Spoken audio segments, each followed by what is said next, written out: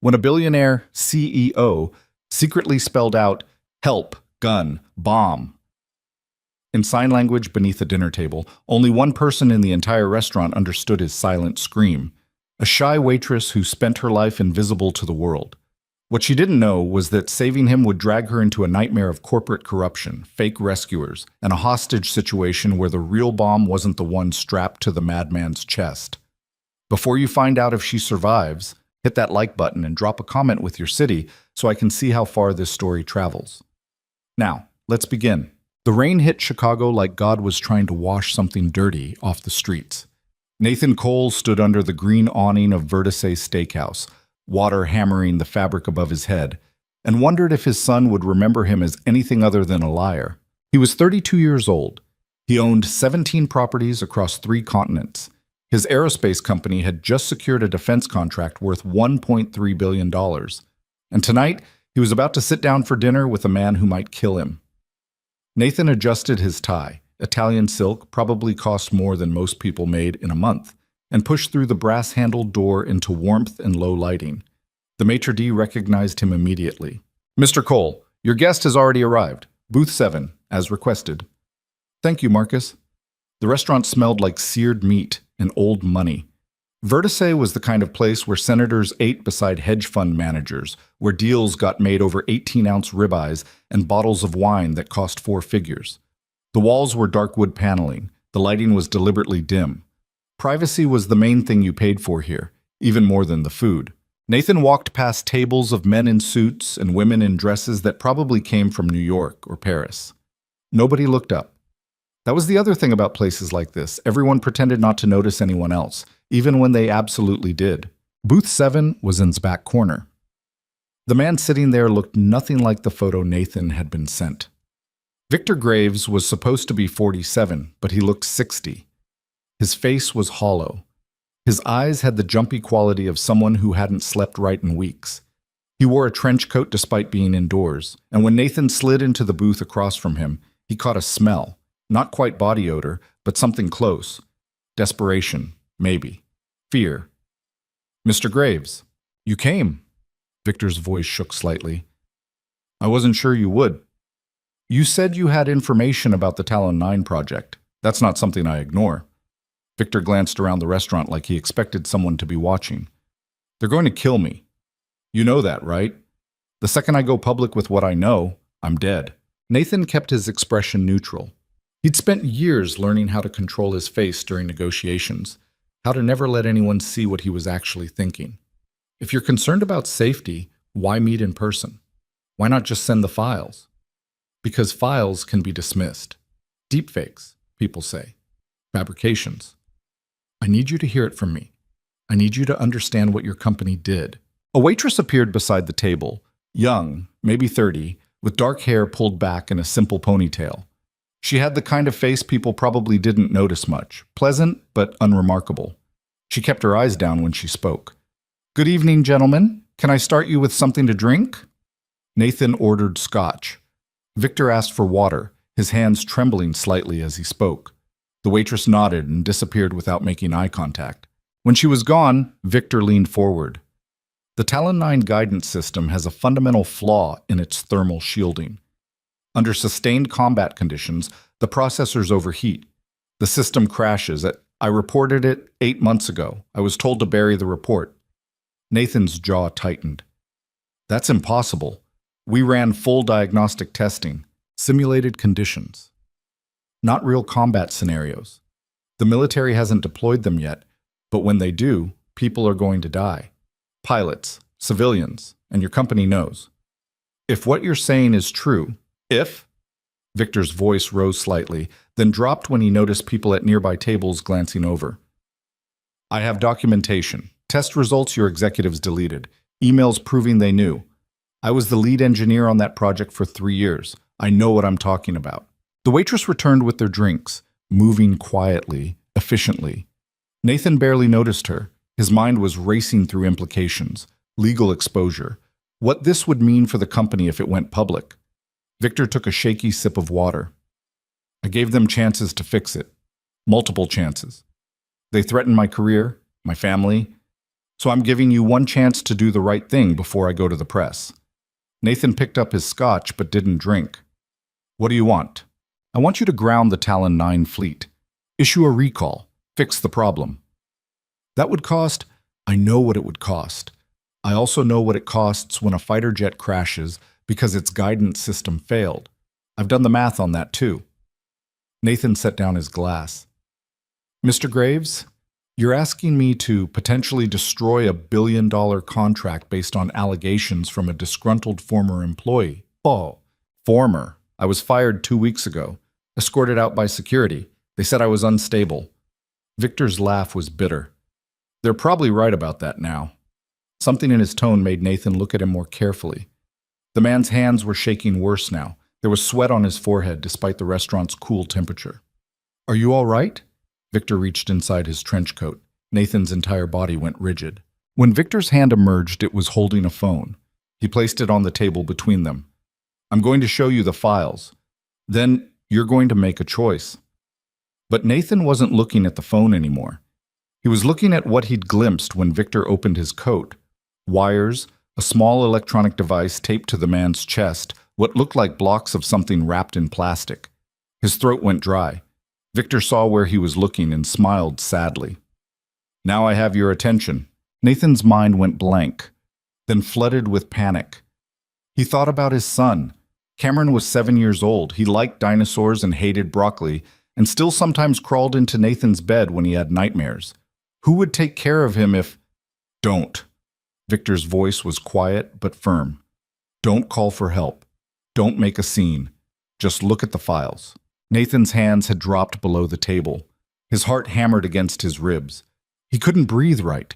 Every instinct screamed at him to run, to shout, to do something. Instead, he moved his fingers. It was something stupid he'd learned years ago, back when Cameron was first diagnosed with hearing problems, and they thought he might need to learn sign language. Cameron's hearing had turned out fine, just chronic ear infections, but Nathan had kept practicing anyway. Something to do during boring conference calls. H-E-L-P. His fingers spelled it out beneath the table, slow and deliberate, even though he knew it was pointless. Who would see? Who would understand? G-U-N. Victor was talking, explaining something about the files, but Nathan couldn't focus on the words. His vision had narrowed. Everything felt surreal. B-O-M-B. The waitress came back to the table. Nathan barely registered her presence until she spoke. Have you gentlemen decided on... Her voice cut off. Nathan looked up and saw her staring at him. Not at his face, at his hands below the table. Their eyes met. She understood. Emily Harper had been invisible for most of her 30 years. It wasn't that people actively ignored her. It was more like she existed in the spaces between other people's attention. In high school, she'd been the girl teachers forgot to call on. In college, she'd been the roommate people didn't quite remember. And for the past 6 years, she'd been a waitress at Vertice, serving food to wealthy strangers who looked through her like she was made of glass. She'd made peace with it mostly. Being invisible meant being safe. Being safe meant nobody asking questions about her brother, or why she worked double shifts, or why she lived in a studio apartment that smelled like mildew, no matter how much she cleaned. Tonight was supposed to be simple. Friday dinner rush, decent tips if she didn't screw anything up, home by 11 if she was lucky. She'd been serving the 2 men in booth 7 without really looking at them, just another pair of suits making some kind of deal. But when she came back to take their order, the younger one's hands were moving beneath the table. H-E-L-P. Emily froze. She'd been using American Sign Language since she was 12, when her brother Mateo lost his hearing after a car accident. 14 years of signing, of moving between the hearing world and the deaf world, of translating thoughts into hand shapes and finger movements. And now this stranger in an expensive suit was signing for help, G-U-N. Her eyes snapped to his face. He was staring at her with an expression she recognized, the look Mateo got when he was trying to communicate something important to hearing people who couldn't understand him. Desperate, urgent, B-O-M-B. Emily's hands started shaking.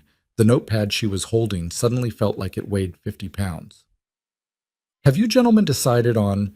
Her voice sounded strange in her own ears. The man across from the younger suit, older, hollow-faced, wearing a trench coat, looked at her with eyes that made her skin crawl. "We need a few more minutes," he said. Emily nodded. She couldn't seem to make her feet move. The younger man, she thought she recognized him now, maybe from the business section of newspapers, was still staring at her. His hands moved again, so subtle nobody else would notice. CALLPOLICE. "Of course," Emily heard herself say. "I'll check back soon." She walked away on legs that didn't feel entirely attached to her body. Her mind was screaming. There was a bomb in her restaurant. A bomb. She should run. She should pull the fire alarm. She should. "Emily." Her manager, Dennis, appeared beside her near the kitchen doors. "Table 12 needs their check, and booth 3 wants to know if we have the salmon special tonight." She stared at him. How was the world still normal? How was Dennis still worried about salmon specials when there was a man with a bomb 15 feet away? "I need—" Her voice cracked. "I need to make a phone call." "Your break's not for another hour." "It's an emergency." Dennis sighed the sigh of someone who dealt with waitress drama for 2 decades. "Make it quick. We're slammed." Emily practically ran to the small break room behind the kitchen. Her hands shook so badly she could barely unlock her phone.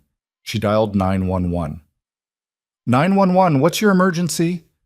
"There's a—" Emily's voice came out as a whisper. She forced herself to speak louder. "There's a man with a bomb at Vertice Steakhouse on North Michigan Avenue. He's in booth 7 with another man, and I think he's holding him hostage." A pause. "Ma'am, did you see the explosive device yourself?" "No, but the other man, he used sign language to tell me. He said help, gun, bomb. He spelled it out."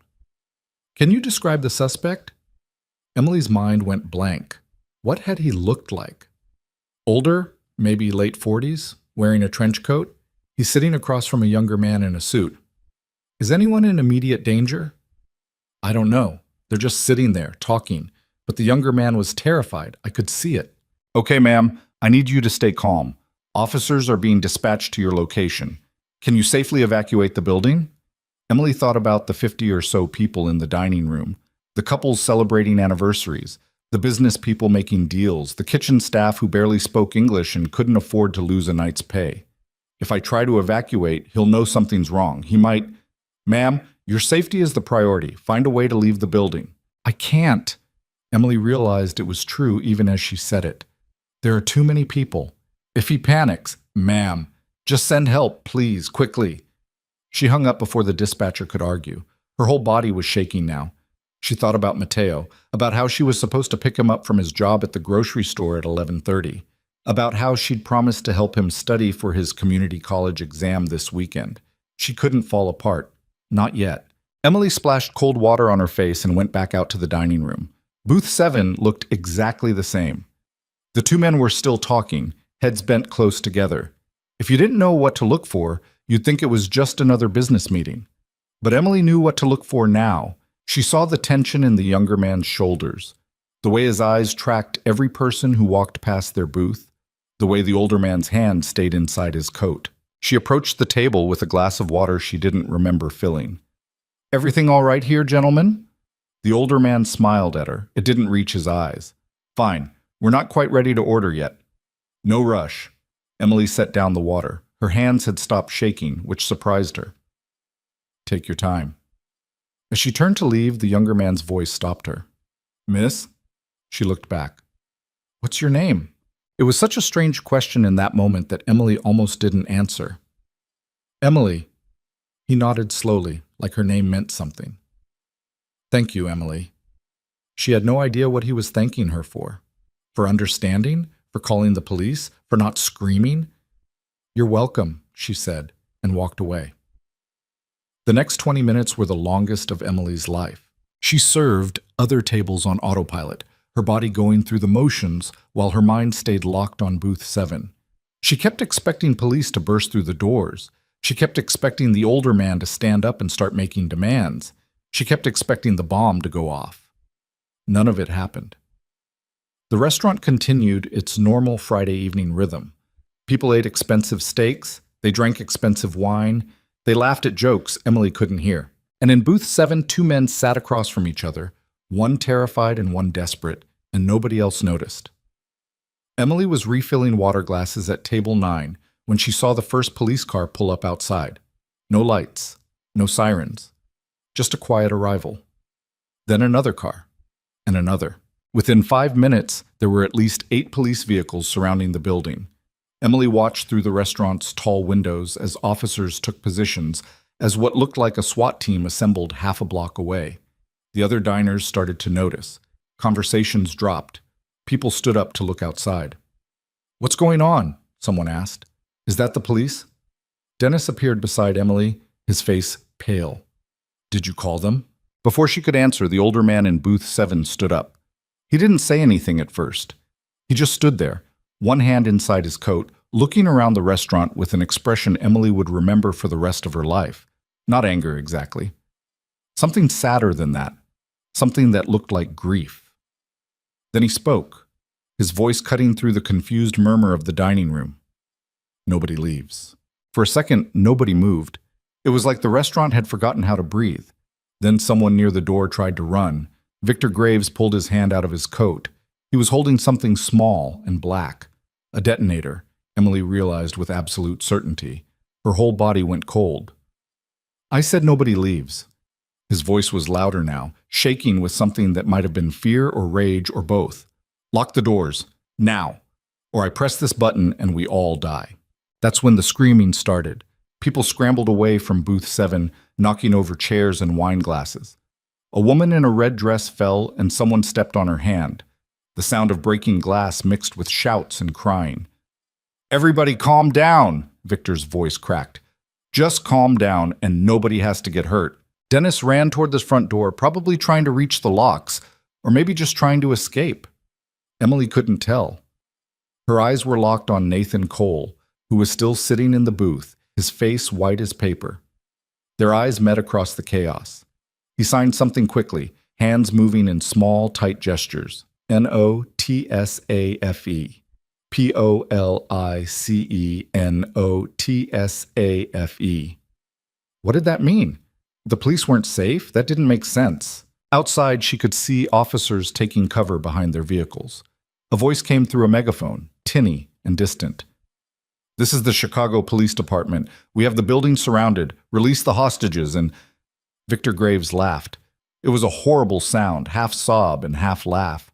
"They're here to kill us. Don't you understand? They're not here to negotiate. They're here to make sure nobody leaves this building alive." "You're insane," someone shouted from across the dining room. "Am I?" Victor's hand shook on the detonator. "Then why did they show up so fast?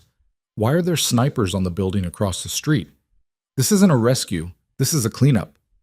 Nathan stood up slowly, hands raised. "Victor, listen to me. Sit down, Mr. Cole. You're going to help me tell the truth, whether you want to or not." Emily realized she was still holding a water pitcher. She set it down carefully on the nearest table. Her mind was racing, trying to piece together what was happening. Victor had said something about truth, about Nathan's company, and Nathan had said the police weren't safe. What kind of hostage situation had police who weren't safe? A middle-aged man in a suit, Emily recognized him as a regular, some kind of lawyer, stood up near the back of the restaurant. "Look, I don't know what your problem is with Cole Industries, but the rest of us have nothing to do with it. Let us go." "Sit down," Victor said. "You can't keep 50 people hostage because you have a grudge." "I said sit down." The lawyer didn't sit. He took a step toward the door. Victor's thumb moved on the detonator. "Don't!" Nathan's voice cut through the room. "Victor, please. He's not part of this." "Then tell them." Victor's voice broke. "Tell them what your company did. Tell them about the Talon 9. Tell them about the pilots who are going to die because you cared more about profit than safety." The dining room had gone silent.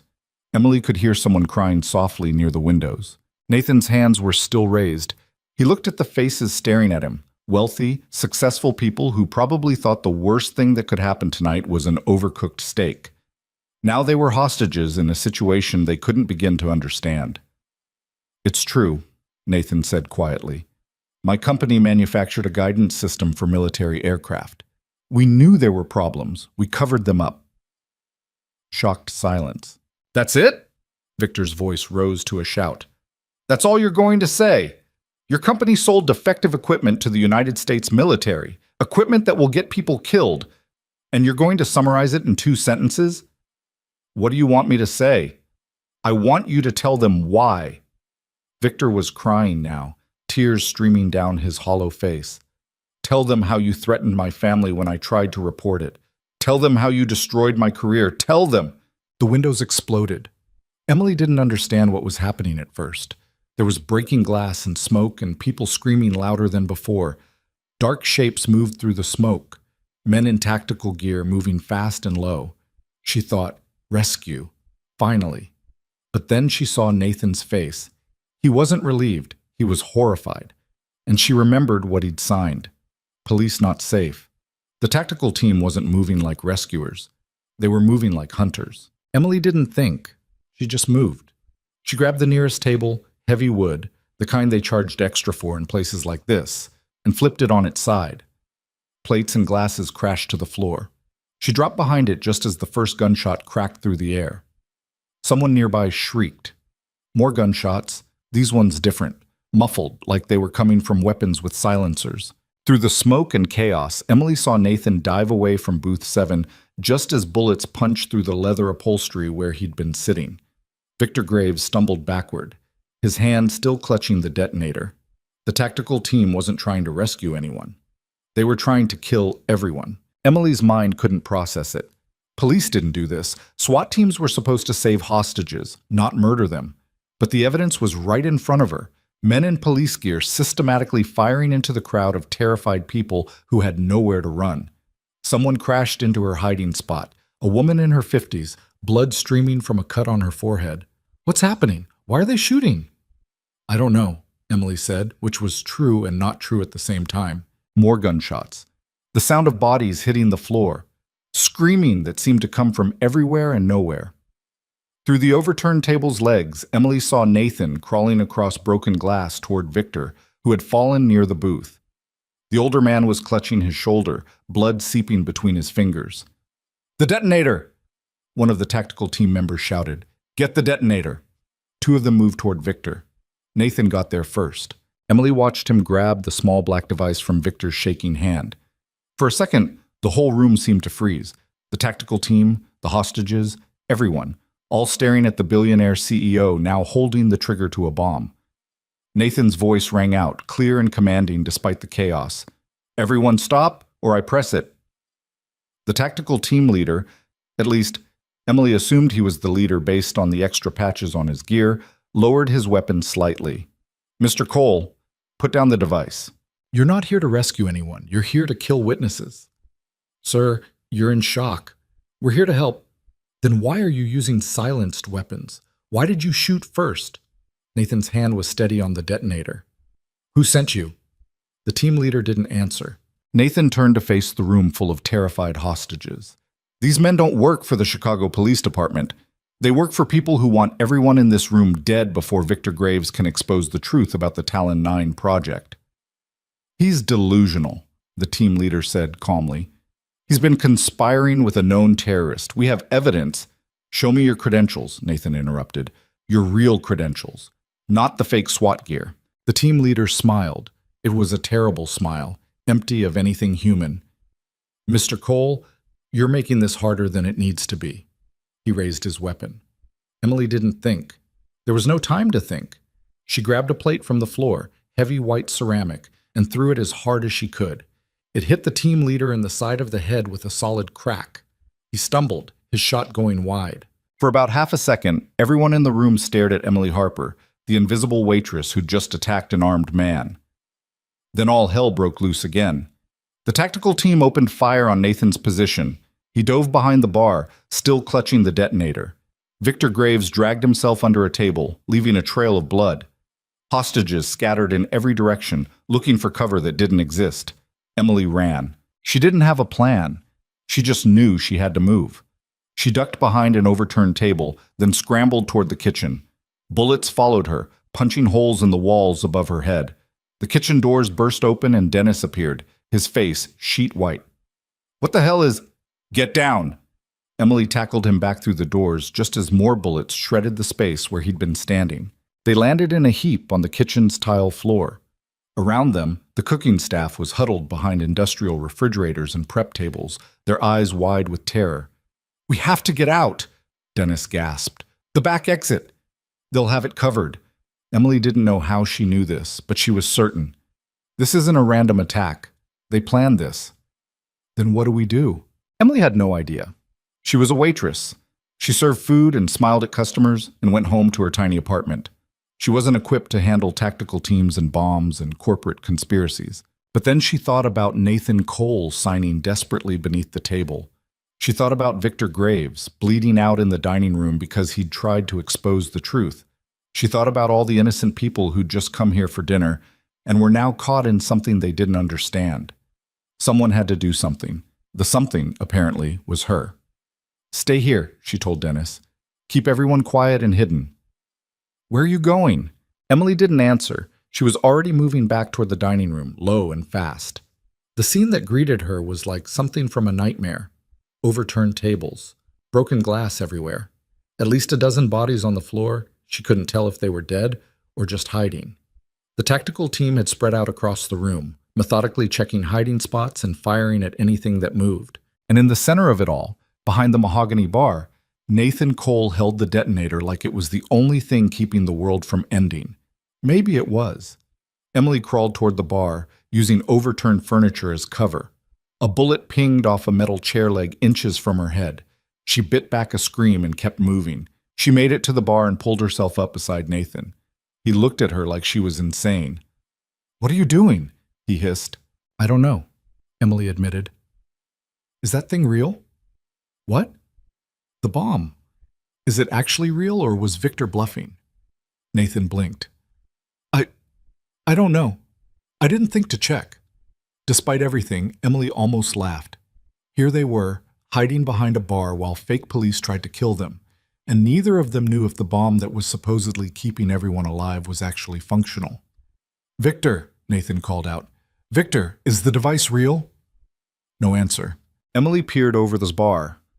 Victor Graves was still under the table where he'd crawled, but he wasn't moving anymore. There was too much blood. "I think he's dead," she whispered. Nathan's face went gray. Then this was all for nothing. "No." Emily surprised herself with the certainty in her voice. "He said he had proof. Documentation. He was going to expose what your company did. Had, past tense. Whatever evidence he had probably died with him. Maybe not." Emily's mind was racing. "He showed up here to meet you. He must have had the files somewhere. Phone, laptop, cloud storage. Even if we could find them, how would that help us right now?"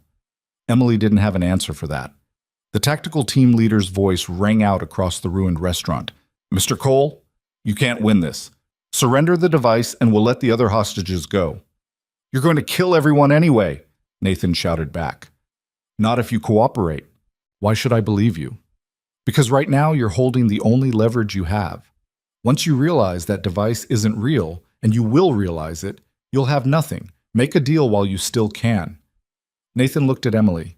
His eyes held a question. She thought about Mateo, about how she'd promised to pick him up in a few hours, about how he was probably at the grocery store right now, bagging groceries and making customers smile even though he couldn't hear them. She thought about her quiet, invisible life, how she'd spent 30 years avoiding attention, staying safe, never making waves. All of that seemed very far away now. "Don't give up," she told Nathan. "Not yet." "Why?" "Give me one good reason." Emily looked at the carnage in the dining room, the terrified people, the bodies, the fake police officers who were really something much worse. "Because if we give up, they win. And people like Victor keep dying for trying to tell the truth." Nathan stared at her for a long moment. Then something shifted in his expression, something that might have been hope, or might have been desperation, or might have been both. "Okay," he said. "Okay. But I need you to do something for me." "What?" He pressed the detonator into her hands. Emily's entire body went rigid. "What are you doing?" "They want me, not you. You're just a waitress who got caught in the crossfire." "I'm not just anything," Emily heard herself say. "I know, I didn't mean—" Nathan shook his head. "Listen, I'm going to create a distraction. When I do, you run. Take that device and run as far as you can." That's insane. Probably. But I've been making insane decisions all night. Might as well commit. He smiled, and for just a second, Emily saw past the billionaire CEO facade to the terrified father underneath. I have a son, Cameron. He's 7. If I don't make it out of here, there's an envelope in my desk at Cole Industries. It has information about his trust fund, guardianship arrangements, all of that. Make sure someone finds it. You're going to make it out. Maybe. Nathan took a breath. Tell my son I loved him, that I was trying to do the right thing, even though I screwed up for a long time first. Before Emily could respond, Nathan stood up. He stood up in the middle of a room full of armed men, holding nothing but his expensive suit and whatever courage he could scrape together. I'll make you a deal, he called out to the tactical team. I'll surrender if you let everyone else walk out of here alive. The team leader laughed. You're not in a position to negotiate. I'm in the best position I've ever been in. Nathan's voice was steady. You need to kill me and Victor Graves before we can talk. But Victor's already dead, and if you kill me now in front of all these witnesses, you'll have a lot more exposure than you want. The witnesses won't be a problem. Are you sure about that? Because right now you have maybe 50 people in here. Some of them are recording this on their phones. Some of them already sent messages to loved ones. If they all disappear, questions get asked. But if they walk out alive, they're just traumatized civilians who experienced a terrible event. No questions. No investigation. The team leader considered this. And you? I'll come quietly. Just let them go first. Emily wanted to scream. This wasn't a deal. This was Nathan committing suicide while pretending it was a negotiation. Her hands tightened on the detonator. The team leader nodded slowly. All right, Mr. Cole, you have a deal. Everyone else walks. Starting now. Starting now. For a moment, nobody moved. Then a woman near the window stood up shakily. When nobody shot her, another person stood. Then another. A slow exodus began toward the doors. People helping injured friends. People crying. People moving in shocked silence. Emily stayed behind the bar, her heart pounding so hard she thought it might break through her ribs. Nathan looked down at her one last time. Go, he mouthed. She shook her head. He turned back to the tactical team. That's everyone. Now, Emily stood up. She stood up holding the detonator in both hands, her whole body shaking but her voice surprisingly steady. Nobody's going anywhere, she said. Every head in the room turned to stare at her. The team leader's expression shifted from annoyed to genuinely concerned. Ma'am, put down the device. No. Ma'am, stop calling me ma'am. My name is Emily Harper. I'm 30 years old. I'm a waitress.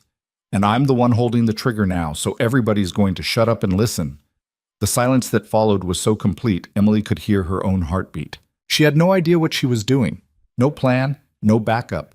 Just a desperate certainty that if she let Nathan sacrifice himself, if she let these fake police officers win, then Victor Graves had died for nothing.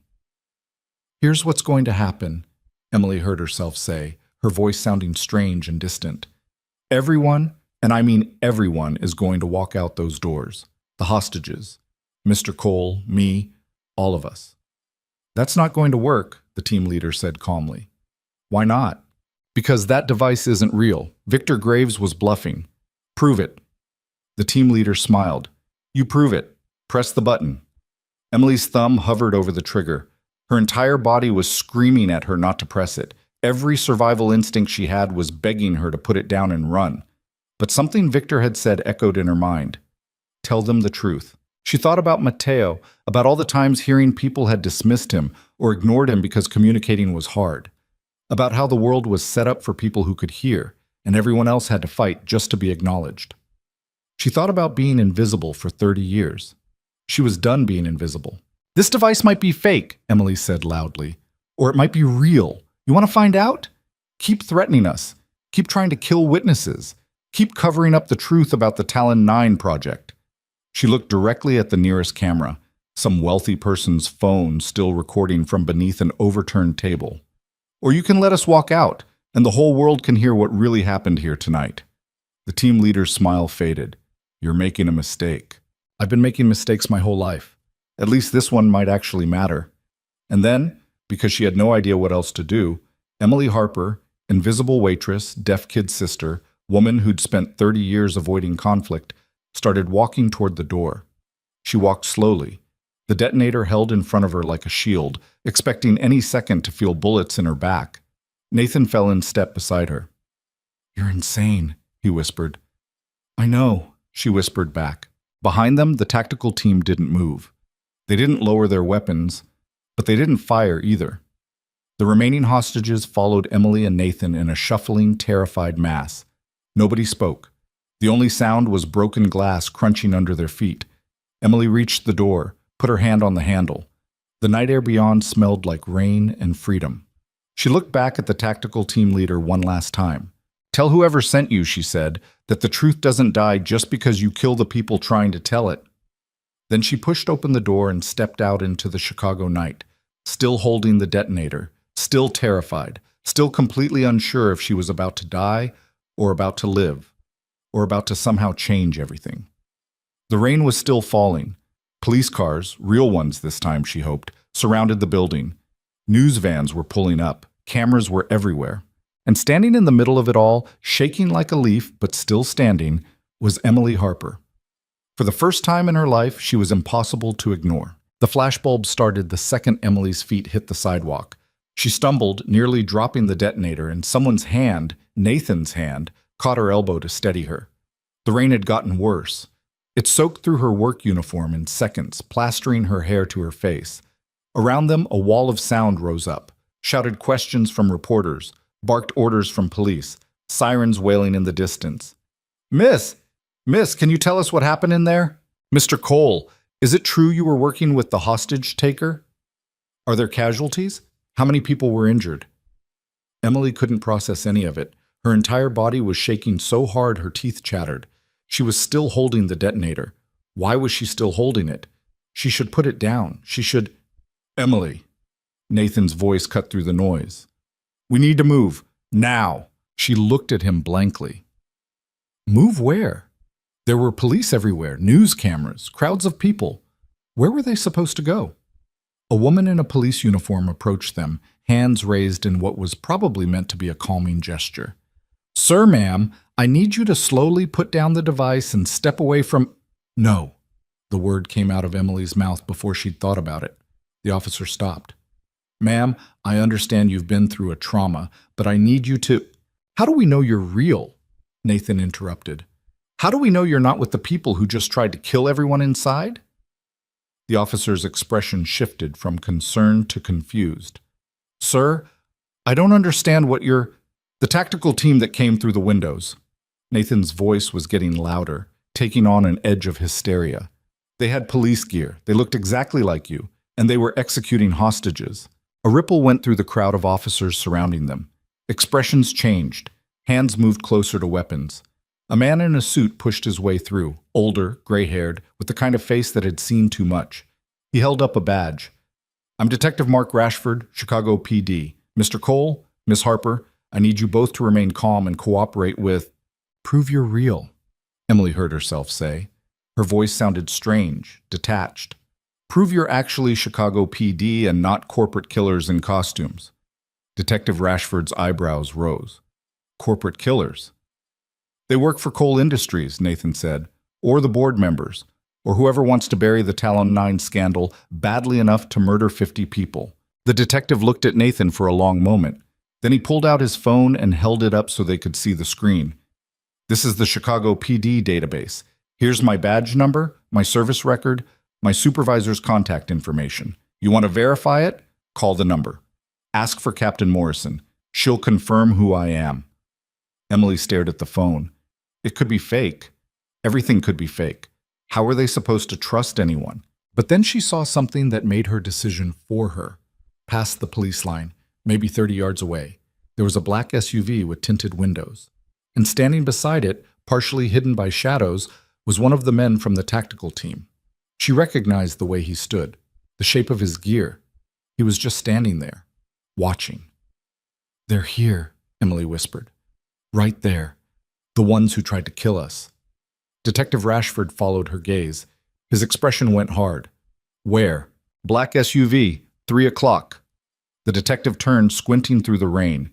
By the time his eyes found the vehicle, the man was gone. The SUV's engine started. "Stop that vehicle," Rashford barked into his radio. "Black SUV, Illinois plates, heading north on Michigan Avenue." The SUV peeled away from the curb, tires squealing. Two police cruisers took off after it, sirens screaming to life. Emily watched them disappear into the rain and city lights. Her knees felt like water. "Inside," Rashford said. "Both of you. We need to get you somewhere secure before—" The detonator in Emily's hands started beeping. Everyone within 10 feet jumped back. Officers drew weapons. Someone shouted, "Get down!" And the whole crowd seemed to scatter at once. Emily stared at the device. A small LED light on its side was flashing red. The beeping was steady, rhythmic. Her hands had gone completely numb. "Put it down," Rashford said, his voice very calm and very far away.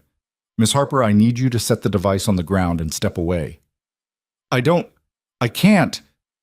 Emily's hands wouldn't move. They were locked around the detonator like rigor mortis had set in early. Nathan moved closer instead of farther away. He put his hands over hers, his touch warm against her frozen skin. "It's not real," he said quietly. "Look at it, Emily. Really look." She forced herself to focus. The device was crude, wires and tape and what looked like a small circuit board. But now that she was actually examining it instead of just holding it in terror, she could see gaps in the construction, places where wires didn't connect to anything, components that seemed random, decorative. "The beeping started when we came outside," Nathan continued. "Not when you picked it up, not when you pressed it. When we left the building, it's on a timer or a remote signal, which means it was never under our control," Emily finished. "And if Victor wanted to blow us all up, he would have done it inside the restaurant. Not out here where we might survive the blast." Emily's fingers slowly uncurled. Nathan took the device from her hands and set it carefully on the wet pavement. Everyone held their breath. Nothing happened. A bomb disposal robot rolled forward. Emily hadn't even noticed it arriving. Metal arms carefully lifted the detonator. There was a tense moment while the robot retreated to a blast-proof container. Still, nothing. "It's a fake," someone said. The words spread through the crowd like a released breath. "The bomb's not real." Emily's legs gave out. She sat down hard on the wet sidewalk, rain streaming down her face, and started laughing. It wasn't funny. Nothing about this was funny, but she couldn't stop. Nathan sat down beside her, equally drenched, looking equally unhinged. "We walked out of there holding a fake bomb." Victor was bluffing the whole time. The whole time. They looked at each other and started laughing harder. It was the kind of laughter that was too close to crying to be comfortable. Around them, police officers exchanged concerned glances. Detective Rashford crouched down in front of them, rain dripping off his nose. "Mr. Cole, Miss Harper, I need you both to come with me. There are questions that need answering." "What about the people inside?" Emily managed to ask between gasps. "The other hostages, are they okay?" "Most of them cleared out while you were playing decoy with the fake bomb. EMTs are treating injuries. Nobody dead, as far as we can tell, though there are some serious wounds." Rashford paused. "Except for Victor Graves. He didn't make it." The laughter died in Emily's throat. She thought about the hollow-faced man in the trench coat, the desperation in his voice when he talked about exposing the truth. "He wasn't a terrorist," she said. "We'll determine what he was after we investigate." Rashford stood up and offered his hand. "Can you walk?" Emily let him pull her to her feet. Her legs felt like they belonged to someone else, but they held her weight, barely. They were guided toward an unmarked car, Nathan first, then Emily. She caught a glimpse of the restaurant as they moved. Shattered windows, police tape, news crews filming everything. It looked like a war zone. She'd served dinner there 6 hours ago. The car ride was short and silent. They went to a police station, the real kind, Emily hoped, and were separated immediately. Different rooms, different detectives. Emily found herself in a small interrogation room with fluorescent lights that made everything look sick and yellow. A female detective introduced herself as Sarah Chen and offered coffee that tasted like it had been made sometime last week. "Tell me everything," Chen said. "Start from when you first noticed something was wrong." So Emily told her.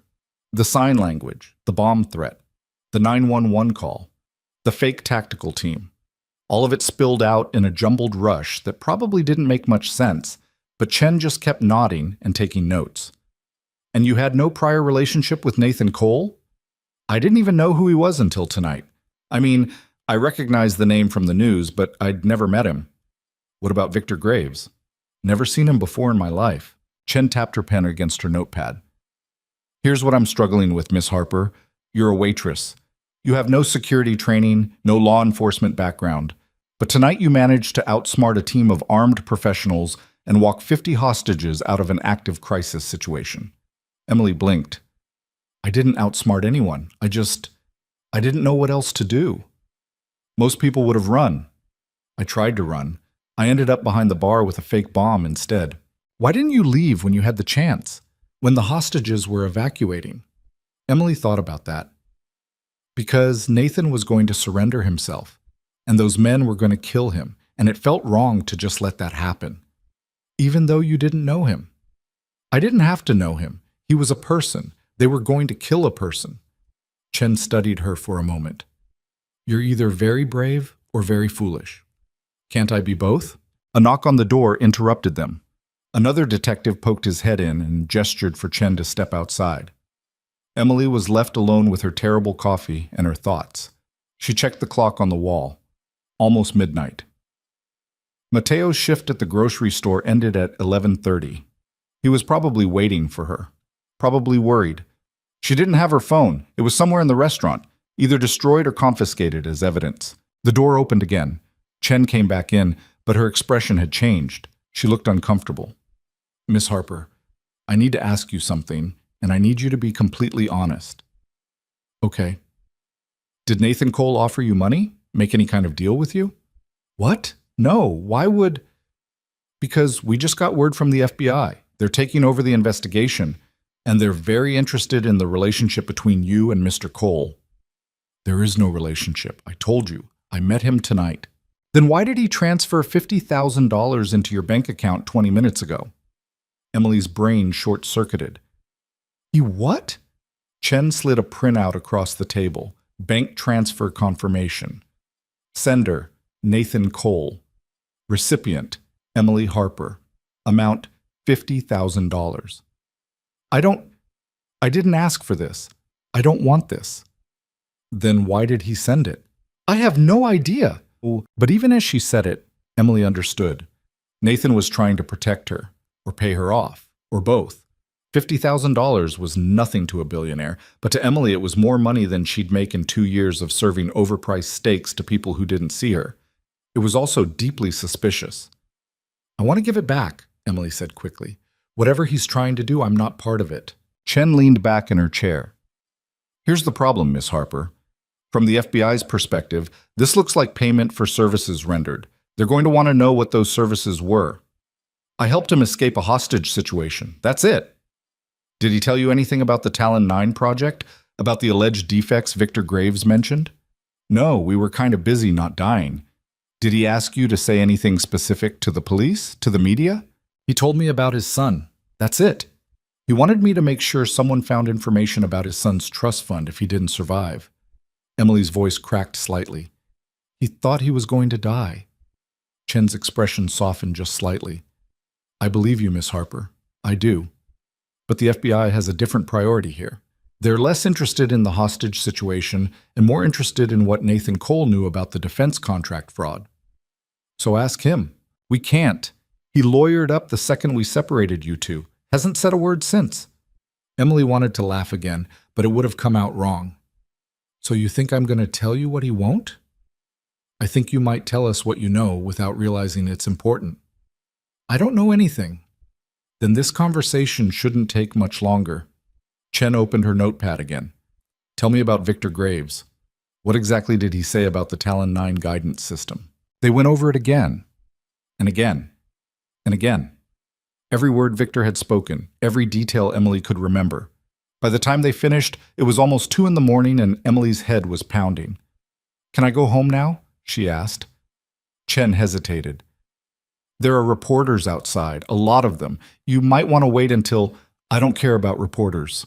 I need to check on my brother. Your brother? Mateo. He's deaf. He was supposed to get off work 3 hours ago and I was supposed to pick him up. And he's probably terrified because I never showed up. And he can't call me because my phone is in the restaurant somewhere. Emily realized she was rambling and stopped. I just need to go home. Chen nodded slowly. I'll have an officer drive you. But Miss Harper, you should know, your life is about to get very complicated. The media is going to want interviews. The FBI is going to want more statements. And depending on what comes out about Coal Industries, you might end up subpoenaed as a witness. I'm a waitress. You were a waitress. Now you're the woman who stopped a corporate conspiracy with a fake bomb. That's not something people forget. The officer who drove Emily home was young and didn't try to make conversation, which Emily appreciated. They drove through rain-soaked streets while she stared out the window at a city that looked the same as it had this morning, but felt completely different. When they pulled up to her apartment building, a converted warehouse in a neighborhood that was trying to be trendy but mostly just looked tired, Emily saw someone sitting on the steps outside. Mateo. She was out of the car before it fully stopped, running through the rain toward her brother. He saw her and stood up, his face a mixture of relief and anger. "Where were you?" he signed, his movements sharp and frustrated. "I waited for an hour. I tried calling. I thought something happened." Something did happen. Emily's hands were shaking as she signed back. "I'm okay. I'm sorry. I'm so sorry." Mateo looked at her, really looked, and his anger dissolved into concern. What's wrong? What happened? How could she even begin to explain? Emily glanced back at the police car, at the officer watching them carefully. She turned back to Mateo. "It's a long story. Can we go inside?" They climbed the 3 flights to Emily's studio apartment. It was small and clean and smelled faintly of the lavender candles Emily burned to cover the mildew smell that never quite went away. Mateo had a key. He stayed over sometimes when his own place felt too empty, and he let them in while Emily dripped rainwater all over the floor. She changed into dry clothes while Mateo made tea. When she came back out, he was sitting on her second-hand couch with his laptop open, his face illuminated by the screen's glow. He turned the laptop toward her. The news was already all over it. Hostage crisis at luxury restaurant. Billionaire CEO linked to defense contractor fraud. Waitress becomes unlikely hero. There was footage of Emily walking out of Vertice holding the detonator. Someone had gotten a clear shot of her face, terrified, determined, soaked with rain. She barely recognized herself. "This is you," Mateo signed. It wasn't a question. Emily nodded. "Tell me everything." So she did. She told him about Nathan's hands moving beneath the table, about recognizing the sign language, about Victor Graves and the fake bomb and the tactical team that had tried to kill everyone. She told him about holding the detonator and walking out into the lights and cameras, about the $50,000 that had appeared in her bank account like a curse. Mateo listened without interrupting, his face growing more and more concerned. When she finished, he sat back and stared at her for a long moment. Then he signed, "You're an idiot." "I know." "You could have died." "I know." "You should have run when you had the chance." "I know." "But you didn't." Mateo's hands softened. "Because you're you, and you can't just walk away when someone needs help." Emily felt tears building behind her eyes. "I was so scared, Maddie. I've never been that scared in my life. But you did it anyway." He reached over and pulled her into a hug. "That's what brave means, Em. Being terrified and doing it anyway." They sat like that for a while, Emily crying into her brother's shoulder while he held her and didn't say anything because sometimes there wasn't anything to say. Eventually, Emily pulled back and wiped her eyes. "The police said reporters are going to want interviews. The FBI might call me as a witness. Everything's going to be crazy for a while. Then we deal with crazy." Mateo signed with the kind of practical certainty that Emily had always envied. Together. Emily's phone, the old one she kept as a backup, started buzzing. She'd turned it on to call Mateo, and apparently her number had already been compromised. Unknown caller. Then another. Then another. She turned the phone off and threw it across the room. "I just want things to go back to normal," she said, even though she knew Mateo couldn't hear her. But he read her lips and signed back. "Normal ended the second you understood what that man was signing. You can't go back to invisible now." He was right. Emily knew he was right, but part of her desperately wanted to try anyway. She didn't sleep that night. She kept replaying the evening in her head, seeing Victor Graves' face, hearing the gunshots, feeling the weight of the detonator in her hands. Every time she closed her eyes, she was back in the restaurant with bullets flying and people screaming. Around 5 in the morning, she gave up and made coffee. Mateo was asleep on her couch, still wearing his grocery store uniform. Emily covered him with a blanket and sat by the window watching the sun come up over Chicago. Her backup phone buzzed. She'd turned it back on to check the time and immediately regretted it. 53 missed calls. 82 text messages. Most from numbers she didn't recognize. One was from her manager, Dennis. Call me ASAP. Media everywhere. Restaurant closed indefinitely. Not sure about your job. Another from a coworker. OMGM, are you okay? You're on the news. Several from reporters asking for interviews, and one from a number with no name attached. We need to talk. Meet me at Millennium Park, Cloudgate, 7 a.m. Come alone. NC, Nathan Cole. Emily stared at the message. Every reasonable instinct told her to delete it, to ignore him, to stay as far away from this mess as possible. But she found herself getting dressed anyway, putting on jeans and a jacket, writing a note for Mateo that she'd be back soon. Millennium Park was a 15-minute walk from her apartment. The rain had finally stopped, leaving everything wet and clean-smelling. There weren't many people out yet, just early morning joggers and a few homeless people sleeping under the pavilion. Cloudgate, the giant reflective bean sculpture that tourists loved, sat empty in the gray morning light. Emily approached it slowly, looking for Nathan. He stepped out from behind the sculpture, looking nothing like the billionaire CEO from last night. He wore jeans, a hoodie, and a baseball cap pulled low. He hadn't shaved. There were dark circles under his eyes. You came, he said.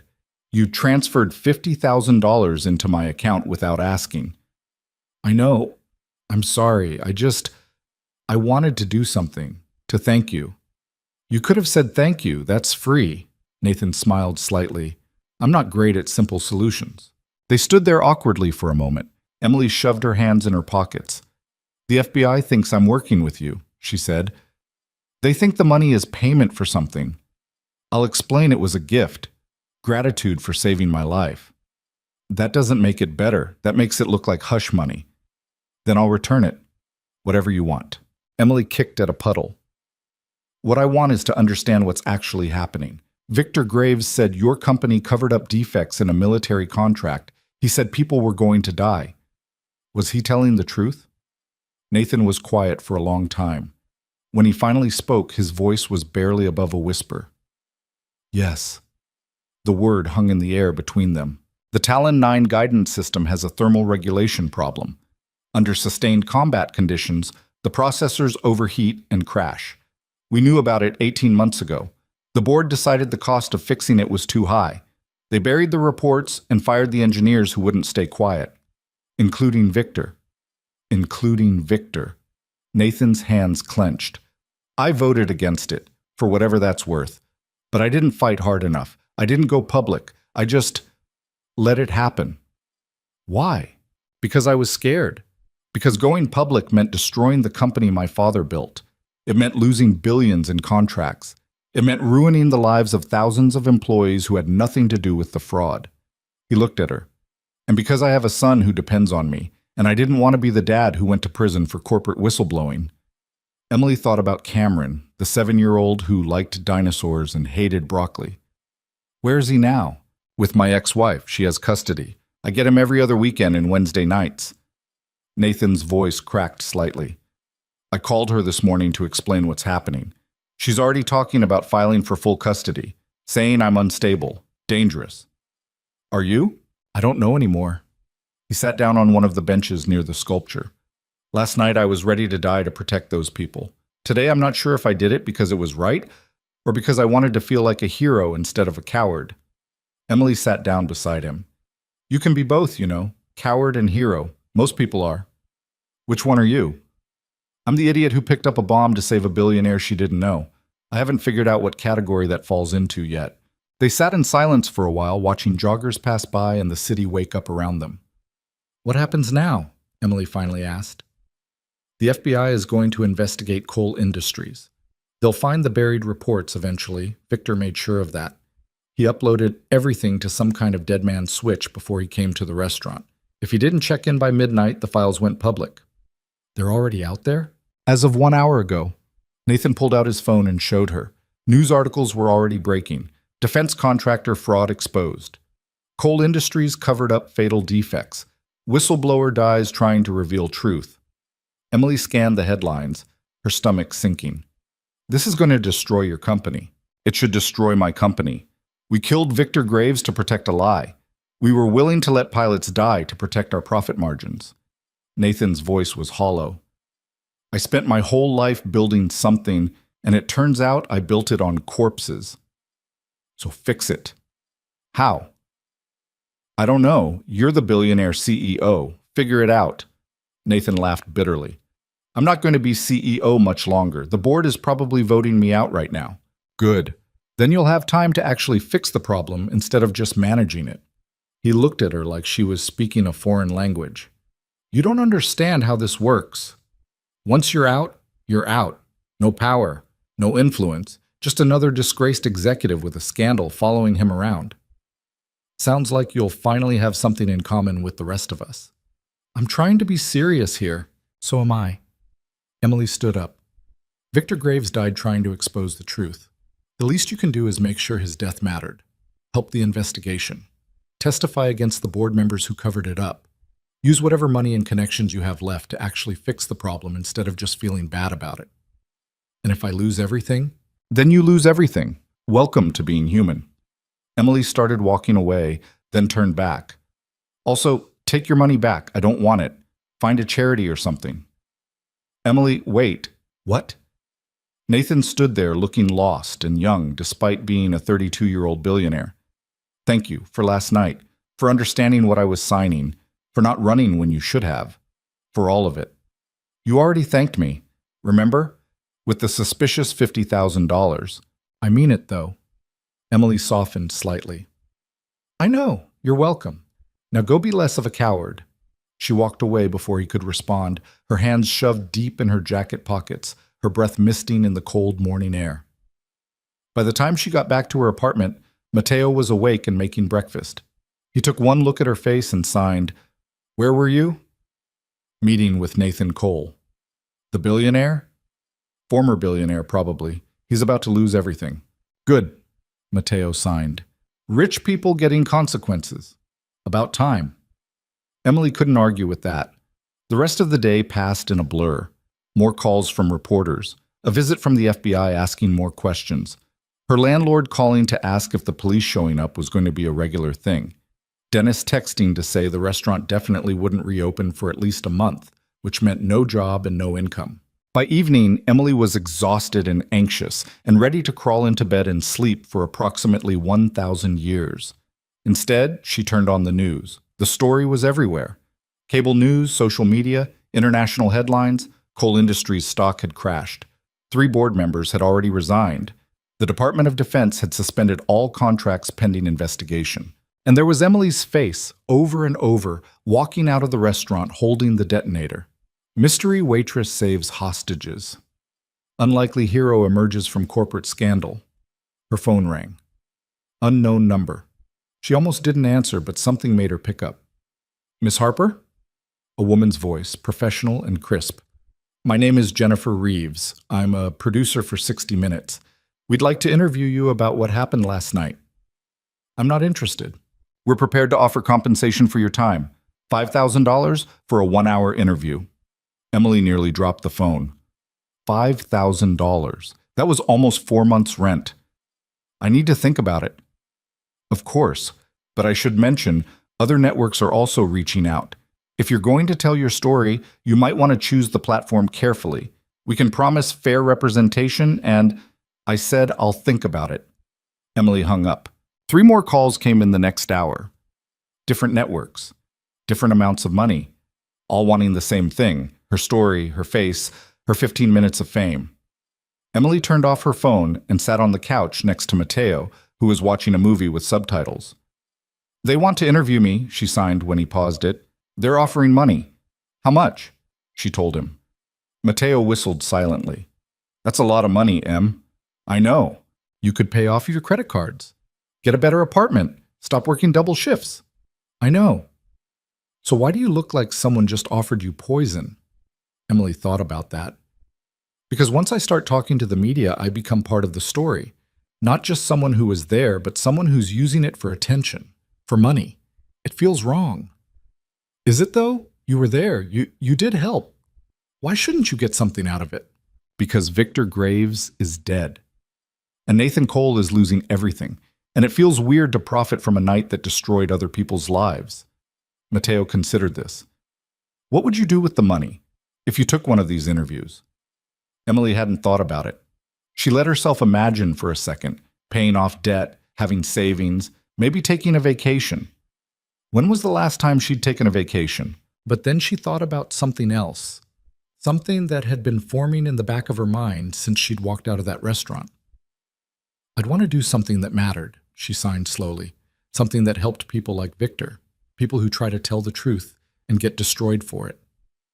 Like what? I don't know yet. But not this. Not selling my story to the highest bidder. Mateo smiled and signed, You're still an idiot, but you're my idiot. They went back to watching the movie, Emily's mind still racing with thoughts she couldn't quite organize into coherent plans. Outside her window, Chicago continued its normal Friday night routine. People went to restaurants, not Vertice, which sat dark and crime-taped and ruined. They went on with their lives, unaware or uncaring that 12 hours ago, a quiet waitress had walked out of a hostage situation holding a fake bomb, and nothing in her life would ever be quite the same again. 3 days after the restaurant, Emily stopped being able to leave her apartment. It wasn't a conscious decision. She woke up Monday morning fully intending to go job hunting. Vertice was closed indefinitely, and rent didn't pay itself. But when she reached for the door handle, her hand wouldn't turn it. Her whole body locked up like someone had replaced her bones with concrete. Mateo found her there 20 minutes later, still standing in front of the door, shaking. Em? He touched her shoulder and she flinched. What's wrong? She couldn't sign back. Her hands felt like they belonged to someone else. Mateo guided her back to the couch and sat with her until the shaking stopped. When she could finally move her hands again, she signed, I can't go out there. Why not? I don't know. I just can't. That was a lie. She knew exactly why. Outside meant cameras. It meant reporters who'd somehow found her address and camped outside her building. It meant strangers recognizing her face and wanting to talk about the worst night of her life.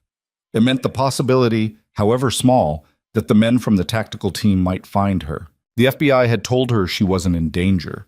They told her the team had been identified as private military contractors hired by coal industries board members, and most of them were already in custody. They told her she was safe, but Emily had watched those men execute hostages with the casual efficiency of people who'd done it before. Safe felt like a word that didn't mean anything anymore. I'll get groceries, Mateo signed. You stay here, rest. Emily wanted to argue, to say she was fine, but they both knew it would be a lie. So she just nodded and let her brother take care of her like she'd been taking care of him for the past 14 years. The apartment became her entire world. She stopped watching the news. Every channel was still covering the coal industry's scandal. She stopped checking her phone. Reporters called constantly, along with lawyers, federal investigators, and people claiming to be from victims' advocacy groups. She stopped doing much of anything except sitting on the couch and trying not to think about Victor Graves bleeding out under a table. By Wednesday, Mateo was getting worried. You need to talk to someone, he signed. A therapist, a doctor, someone. I'm fine. You haven't showered in 3 days. You're not fine. I'll shower tomorrow. Em. Mateo sat down in front of her, forcing her to look at him. I know what trauma looks like. I lived through it too, remember? After the accident, when I lost my hearing? I did exactly what you're doing now. I hid. I pretended everything was okay, and it made everything worse. Emily's eyes stung. I don't know how to be the person everyone thinks I am. What person? The hero. The brave waitress who saved everyone. People keep calling me that, and I don't feel brave. I feel like I'm going to throw up every time I think about that night. Then you don't have to be that person.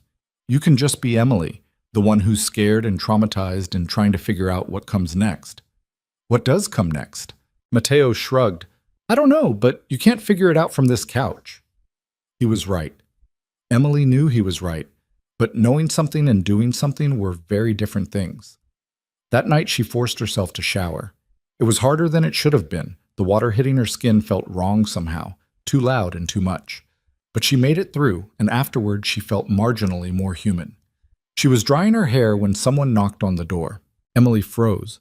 It was almost 10 at night. Who would be knocking this late? Matteo was already asleep on the couch. He'd been staying over every night since Friday, worried about leaving her alone. Emily crept to the door and looked through the peephole. Nathan Cole stood in the hallway, looking as exhausted as she felt. For a long moment, Emily considered not answering. She considered pretending she wasn't home, but something made her unlock the door anyway. "What are you doing here?" she asked quietly, not opening it all the way. "I know I shouldn't have come. I know you probably don't want to see me, but I didn't know where else to go." He looked terrible, worse than he had at Millennium Park. His eyes were red-rimmed like he'd been crying or hadn't slept, or both. "What happened?" "Can I come in? Please, just for a few minutes." Emily glanced back at Matteo, still sleeping. She stepped into the hallway and closed the door behind her, not ready to let Nathan into her space, but not heartless enough to turn him away entirely. "Talk," she said. Nathan leaned against the wall like standing upright was taking all his remaining energy. "The board voted me out this morning. I'm no longer CEO of Cole Industries. They're saying I orchestrated the whole hostage situation as a publicity stunt to distract from the fraud allegations." "That's insane, is it? I'm the one who agreed to meet Victor Graves. I'm the one who knew about the Talon 9 defects and didn't go public. From their perspective, I'm either complicit in the cover-up or I'm trying to play the victim to avoid accountability." He laughed bitterly. "Maybe they're right." "Why are you telling me this?" "Because you're the only person who was there. You saw what actually happened. You know I didn't plan any of it." Emily crossed her arms. "So what? You want me to make a statement defending you?" "No, Nathan's voice cracked. "I needed to talk to someone who understood. Everyone else in my life either thinks I'm a criminal or they're too busy covering their own asses to care. My ex-wife filed for full custody this morning. My lawyers are telling me to prepare for criminal charges. And I can't." He was crying now. Not dramatically, just silent tears running down his face while he stared at the hallway carpet. Emily had spent 3 days hiding in her apartment feeling sorry for herself. Here was Nathan Cole, who'd had everything and lost it all, breaking down in her hallway at 10 o'clock at night. She should probably feel vindicated. He'd helped cover up corporate fraud that could have killed people. He deserved to lose everything, but all she felt was tired. "Come inside," she said. Nathan looked up, surprised. "You don't have to." "I know. Come inside anyway." She led him into her tiny studio apartment. Matteo stirred on the couch but didn't wake. Emily pointed Nathan toward the small table near the window and went to make tea because tea was what you did when someone was having a breakdown and you didn't know what else to offer.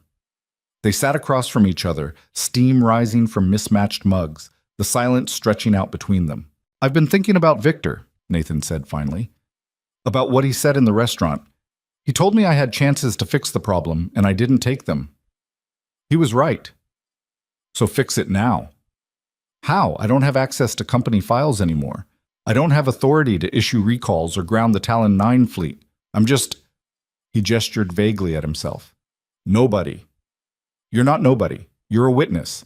You have information. Use it. I'm planning to. I'm meeting with federal prosecutors next week. I'm going to tell them everything I know about who made the decision to bury the reports, who threatened the engineers, all of it."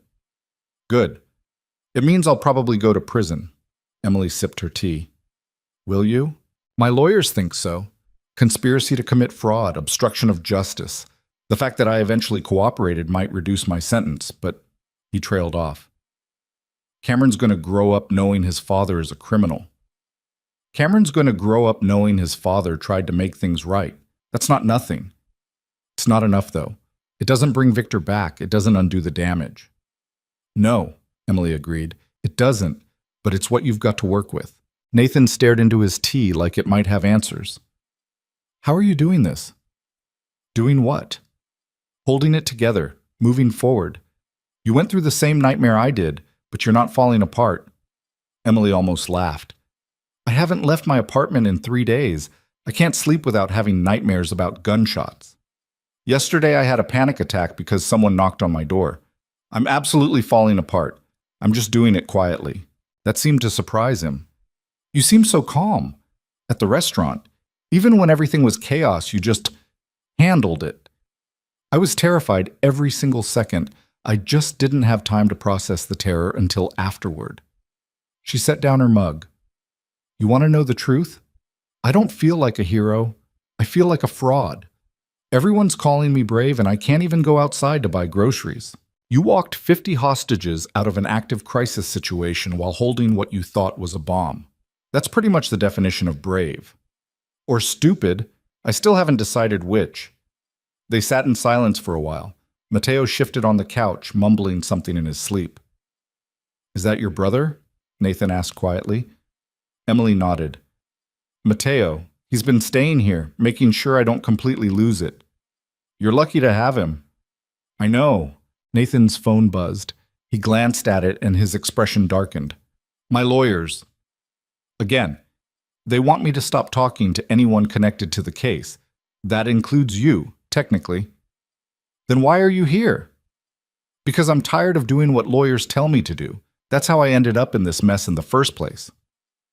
He stood up, setting his untouched tea on the table. I should go. I'm sorry for showing up like this. I just needed... I know, Emily said. It's fine. At the door, Nathan paused. The $50,000. I transferred it to a legal defense fund for whistleblowers. People like Victor who try to expose corporate fraud and get destroyed for it. I thought you'd want to know. Something loosened in Emily's chest. Thank you. Thank you for not calling the police when I showed up at your door crying. The night's still young. Nathan smiled slightly, the first real smile she'd seen from him, and left. Emily locked the door behind him and stood there for a moment, processing. Then she went back to the couch and curled up next to Matteo, who woke up enough to put an arm around her before drifting back to sleep. For the first time in 3 days, Emily didn't have nightmares. Thursday morning brought a new problem. Emily's landlord called to inform her that several residents had complained about the media presence outside the building. If it didn't stop soon, he'd have to ask her to leave. You're evicting me because reporters are camped outside? I'm not evicting you. I'm asking you to solve the problem. How am I supposed to solve reporters? Talk to them. Give them their interview, whatever they want. Just make them go away. Emily hung up and screamed into a pillow. Matteo, making breakfast in her tiny kitchen, looked over and signed. Landlord? Threatening to kick me out if I don't deal with the reporters. So deal with them. I don't want to talk to reporters. Then you'll get evicted. Those are your options. Emily knew he was right. She'd been avoiding this for days, but avoiding things didn't make them go away. It just made them worse. She picked up her phone and scrolled through the messages until she found the one from Jennifer Reeves, the 60 Minutes producer. Before she could second-guess herself, she called the number. Reeves answered on the first ring. Miss Harper, I'm glad you called. I'll do the interview, but I have conditions. I'm listening. No payment. I don't want money for this, and I want to talk about Victor Graves. Not just what happened in the restaurant, but why it happened. The corporate fraud, the cover-up, all of it. There was a pause. We can work with that. When are you available? As soon as possible. The reporters outside my building are getting me evicted. We can have a crew there this afternoon. Would that work? Emily's stomach dropped. This afternoon. That was real. That was happening. Yes, she heard herself say. That works. After she hung up, Matteo came over and hugged her. Proud of you, Em. I haven't done anything yet. You made a choice. That's something. The 60 Minutes crew arrived at 3 o'clock. They were professional and efficient, transforming Emily's tiny apartment into a makeshift studio in under an hour. Jennifer Reeves turned out to be a woman in her 50s with kind eyes and a no-nonsense attitude. We'll start with the basics, she explained while a technician clipped a microphone to Emily's collar. What you were doing at the restaurant when you first noticed something was wrong. Then we'll move into the more complex questions about the hostage situation and what you witnessed. Emily nodded, her throat dry. The camera's red light felt like a threat. Ready? Reeves asked. No, Emily wanted to say. I'm not ready. I'll never be ready. Instead, she said, yes. The interview lasted 2 hours. Reeves asked about everything. The sign language, Victor's desperation, the fake tactical team, Nathan's role in the fraud. Emily answered as honestly as she could, though her voice shook through most of it. You've been called a hero, Reeves said at one point. How does that feel? Emily thought about the question. Uncomfortable, I didn't do anything heroic. I saw someone asking for help and I tried to help. That shouldn't be heroic. That should be normal. But it's not normal.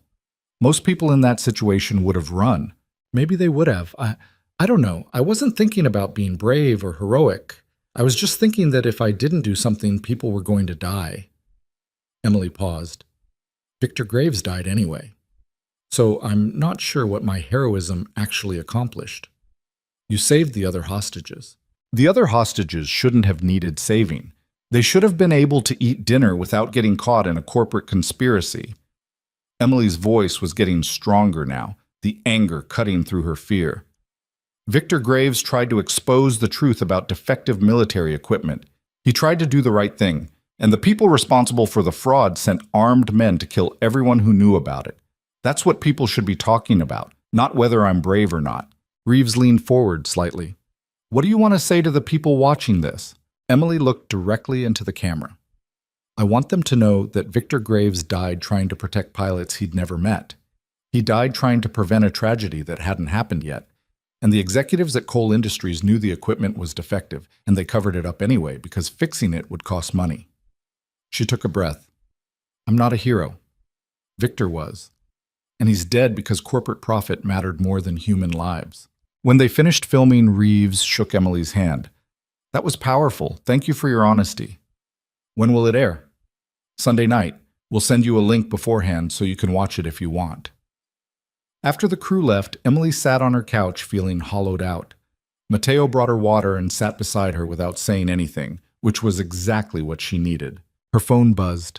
A text from Nathan. I heard you're doing the 60 Minutes interview. Thank you for telling Victor's story. Emily stared at the message. She hadn't told Nathan about the interview. How did he know? She texted back, How did you hear about it? The producers contacted me for comment. I declined. This should be your story, not mine. It's not my story either. It's Victor's. Then make sure people remember that. Emily set down her phone. Outside her window, she could see the reporters were already packing up their equipment. Word must have spread that she'd given an interview. They'd gotten what they wanted. Friday and Saturday passed in a blur of anxiety. Emily forced herself to leave the apartment, just small trips at first, to the corner store for milk, to the laundromat. Baby steps toward rejoining the world. Each time got slightly easier. The panic attacks didn't go away, but she learned to breathe through them, to recognize when one was coming and find a quiet place to ride it out. Sunday evening, she and Mateo ordered pizza and sat down to watch the interview. Emily had debated whether to watch it all, but Mateo insisted she should see how it turned out. The segment opened with footage from the restaurant, the shattered windows, the police tape, the chaos. Then Emily's face filled the screen, looking pale and determined. I almost didn't watch this, the Emily on screen said, but I think people need to hear what actually happened that night. For the next 40 minutes, Emily watched herself tell Victor Graves' story. The producers had done their research. They'd included footage of Victor, interviews with his family, documentation of the Talon 9 defects. They'd woven Emily's testimony together with the larger narrative of corporate corruption and whistleblower retaliation. When it ended, Mateo signed, You did good, Em. I talked too much. I got emotional. You were real. That matters more than being perfect. Emily's phone started buzzing immediately. Messages from people she hadn't talked to in years. Former coworkers, high school friends, her aunt in Wisconsin who only called on birthdays, and one from Nathan. You honored his memory. Thank you. Monday morning, Emily woke up to discover the interview had gone viral. Clips were all over social media. News outlets were writing articles about it. Hashtag Justice for Victor was trending on Twitter. More importantly, 3 more former Coal Industries engineers had come forward with their own stories of being threatened and fired for reporting safety concerns. The Department of Justice announced they were expanding their investigation. Emily's phone rang. Unknown number. She almost didn't answer, but something made her pick up. Miss Harper? This is Sarah Chen from the police department. We met the night of the incident. I remember. I wanted to let you know we've made arrests in connection with the tactical team that stormed the restaurant. 6 men so far, including the team leader. They're being charged with attempted murder, conspiracy, and a list of other crimes. Emily's breath caught. Who hired them? 3 Coal Industries board members. We have documentation proving they authorized the hit. They're in custody too. What about the others? The board members who just covered up the fraud but didn't try to kill anyone? Federal prosecutors are building cases. It's going to take time, but they're not getting away with it. After Chen hung up, Emily sat with the news for a long moment. Justice was happening. Slowly, imperfectly, but happening. Her phone rang again. This time it was a number she recognized. Dennis, her former manager from Vertice. Em, you got a minute? Sure. What's up? So, the restaurant's not reopening. The owner's selling the building, which means we're all out of jobs. Emily had expected this, but it still stung. That sucks. I'm sorry. Yeah, but listen, I'm starting a new place, smaller, more casual. I want you to come work for me. Head server position, better pay than you were making at Vertice. Dennis, thank you, but I don't know if I can go back to serving tables. Not after everything. Think about it at least. You were good at the job. You deserve to keep doing it if you want to. After they hung up, Emily found Mateo and signed, Dennis offered me a job at his new restaurant. You going to take it? I don't know. Part of me wants to. It's familiar, safe. And the other part? Emily thought about the 60 Minutes interview, about the messages flooding her phone from people thanking her for speaking up, about Victor Graves dying in that restaurant because he'd tried to tell the truth. The other part thinks maybe I should do something that matters more than serving steaks to rich people. Like what? I have no idea. But that wasn't quite true. An idea had been forming in the back of her mind for days now, too fragile to speak out loud yet. Tuesday morning, Emily called the number for the whistleblower defense fund Nathan had donated to. A tired-sounding woman answered. My name is Emily Harper. I was involved in the Vertice restaurant incident. Oh yes, we've been following your story. How can we help you? I want to help you. I want to work for the fund. Or volunteer. Or, I don't know exactly. But I want to do something for people like Victor Graves. People who try to expose the truth and get destroyed for it. There was a pause. We don't have a lot of funding for new positions. Most of our staff are volunteers. I can volunteer. I need to do something that matters. And this matters. Can you come in for an interview? Tomorrow, maybe? Emily agreed and hung up, her heart pounding. This was insane. She had no experience with nonprofits or legal advocacy or any of the skills they probably needed. But she also knew what it felt like to be in a room with someone desperately trying to tell the truth while powerful people tried to silence them. That had to count for something. Wednesday, she took the train to the fund's office, a cramped space above a dry cleaner in a not-great neighborhood. The director, a woman named Patricia Liu, was in her 60s and looked like she'd been fighting losing battles for most of them. Why do you want to work here? Patricia asked after they'd made awkward small talk about the weather. Because Victor Graves died trying to do the right thing. And I was there, and I can't just go back to my normal life and pretend it didn't happen. We can't pay you. I know. The work is depressing. We lose more cases than we win.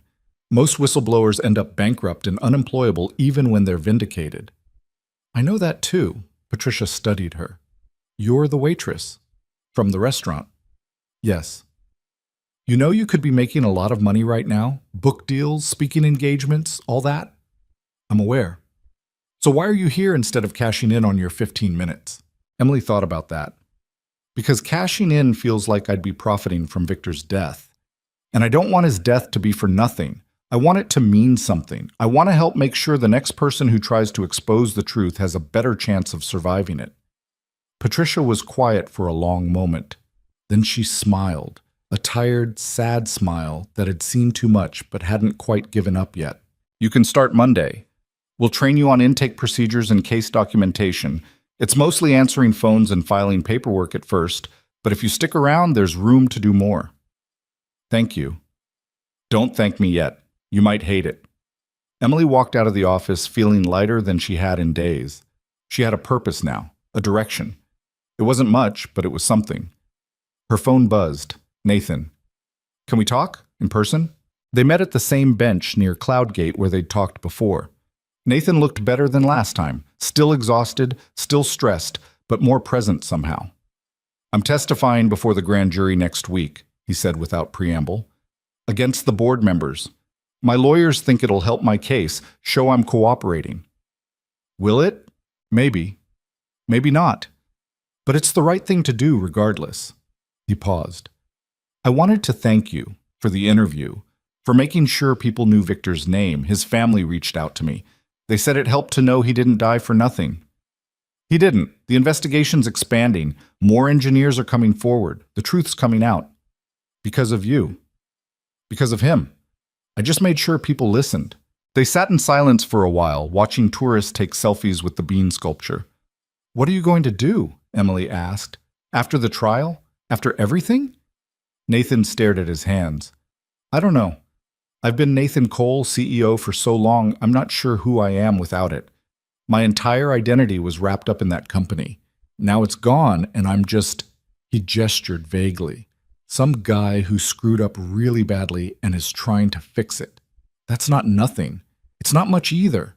It's more than most of people in your position would do. Most rich guys would hide behind lawyers and never admit fault.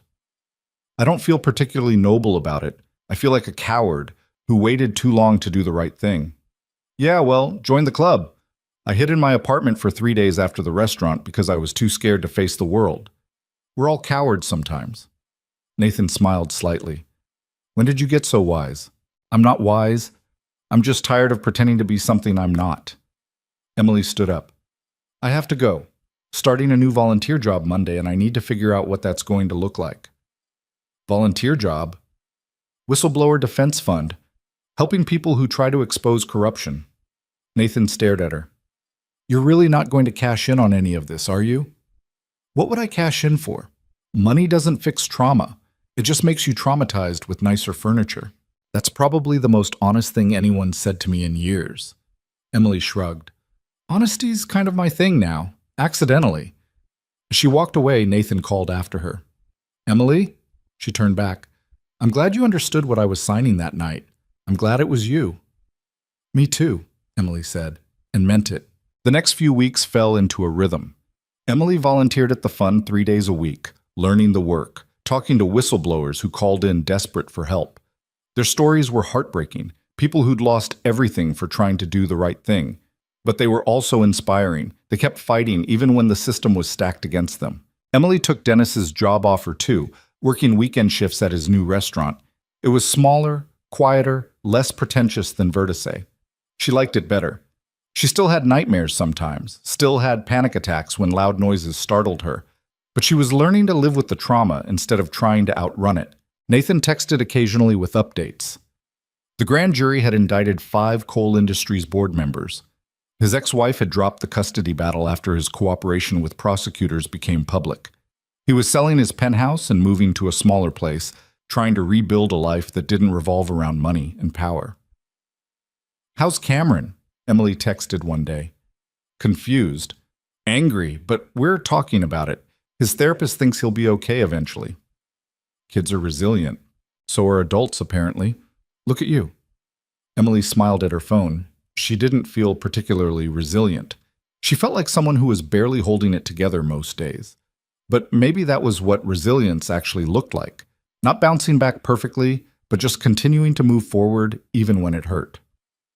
2 months after the restaurant, Emily got a call from Detective Chen.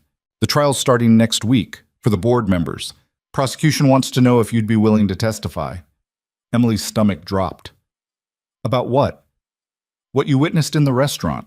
Victor's state of mind, the tactical team's actions. Your testimony could help establish their intent to kill witnesses. I'll do it. You're sure? Defense attorneys are going to come at you hard. They'll try to make you look unreliable, emotional, like you're exaggerating what happened. Let them try. The trial was everything Chen had warned her about, and worse. The defense painted Emily as an attention seeker who'd fabricated details to make herself look heroic.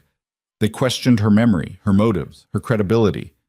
Emily sat in the witness box and told the truth anyway. About Victor's desperation. About the fake tactical team executing hostages.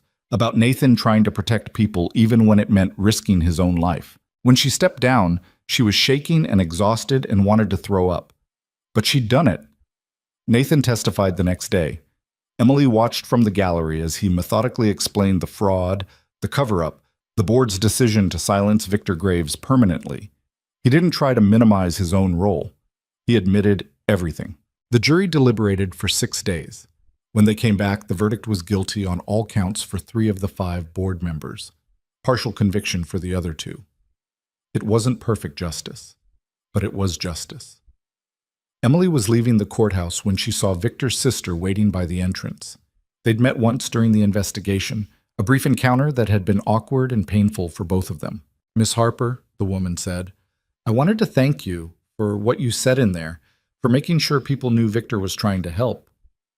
I'm sorry I couldn't save him." "You did save him. Not his life, but his name, his reason for doing it. That matters to us." They stood there for a moment, 2 strangers connected by tragedy, and Emily realized something. She'd spent months thinking her actions at the restaurant hadn't mattered because Victor had died anyway.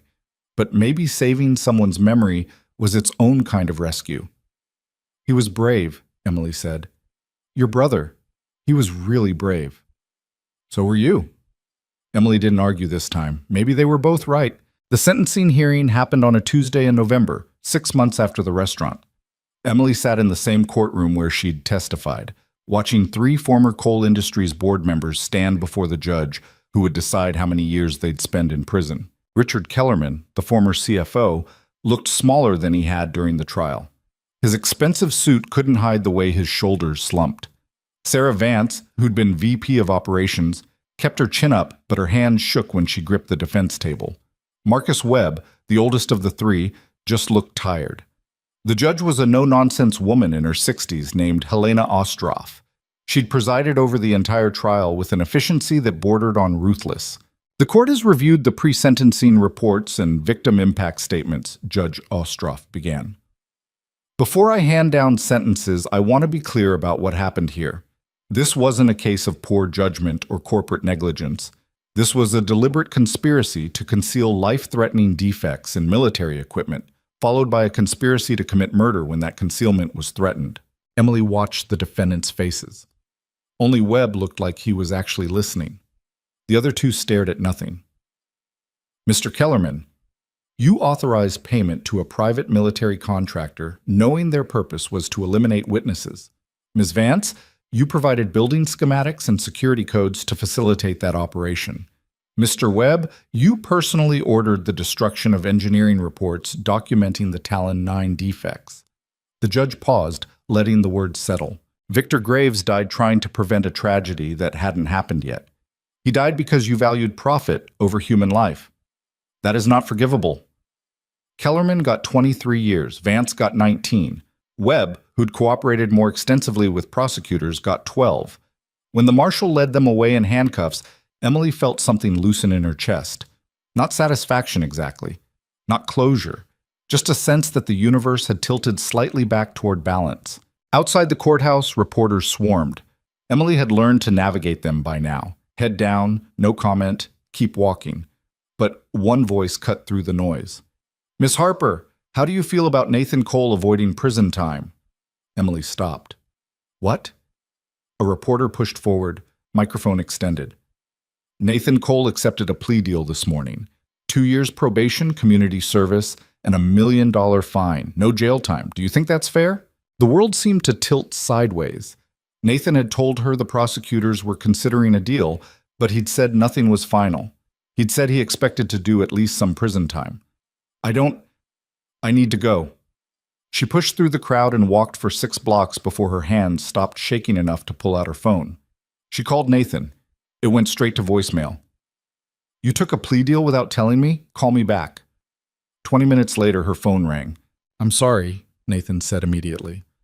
"I was going to tell you, everything happened so fast and I didn't know how to explain." "Try. Can we meet? In person?" "No. Talk now or don't talk at all." There was a long pause. Emily could hear traffic in the background, the murmur of voices. He was outside somewhere. "The prosecutors offered me immunity if I testified against the board members," Nathan said finally. "Full immunity, no charges. But I couldn't. I was part of it. I knew about the defects. I voted against fixing them. Taking immunity felt like I was claiming I was innocent when I wasn't. So you took probation instead." "It was the compromise. I admit guilt, I accept consequences, but I don't go to prison. My lawyer said it was the best possible outcome. For you. Yes? For me. I'm sorry if that disappoints you, Emily, but I have a son who needs his father. I can't help anyone from inside a cell. Emily leaned against a building, suddenly exhausted. You're right. You're absolutely right. I wish you'd told me. Would it have changed anything? No, but I wouldn't have found out from a reporter. I'm sorry, really. Can I buy you coffee? Explain properly? Emily considered hanging up, considered telling him to handle his own guilt without dragging her into it. But something in his voice stopped her. Fine. The place on Randolph. 1 hour. The coffee shop was crowded with the lunch rush. Nathan was already there when Emily arrived, sitting at a corner table with 2 cups in front of him. He'd lost weight since the trial. His face had new lines around the eyes. I got you a latte, he said as she sat down. Is that still what you drink? How do you know what I drink? You mentioned it once, months ago. I remember things. Emily took the cup without commenting. The coffee was good, which annoyed her. It would be easier to stay angry if the coffee was bad.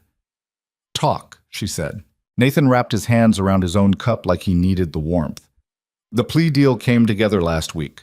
My lawyers had been negotiating for months, but the prosecutors finally agreed after I gave them documentation about offshore accounts the board members used to pay the contractors. Where did you get that documentation? I kept copies. Before the hostage situation, when I still thought I could protect the company by protecting myself. Insurance, basically. He laughed bitterly. Turns out insurance against your own crimes is called evidence. And you traded it for probation. Yes. 2 years supervised probation, 500 hours of community service, $1 million fine that I can barely afford now that most of my assets are frozen or seized, and a felony conviction on my record for the rest of my life. But no prison. But no prison, Nathan agreed.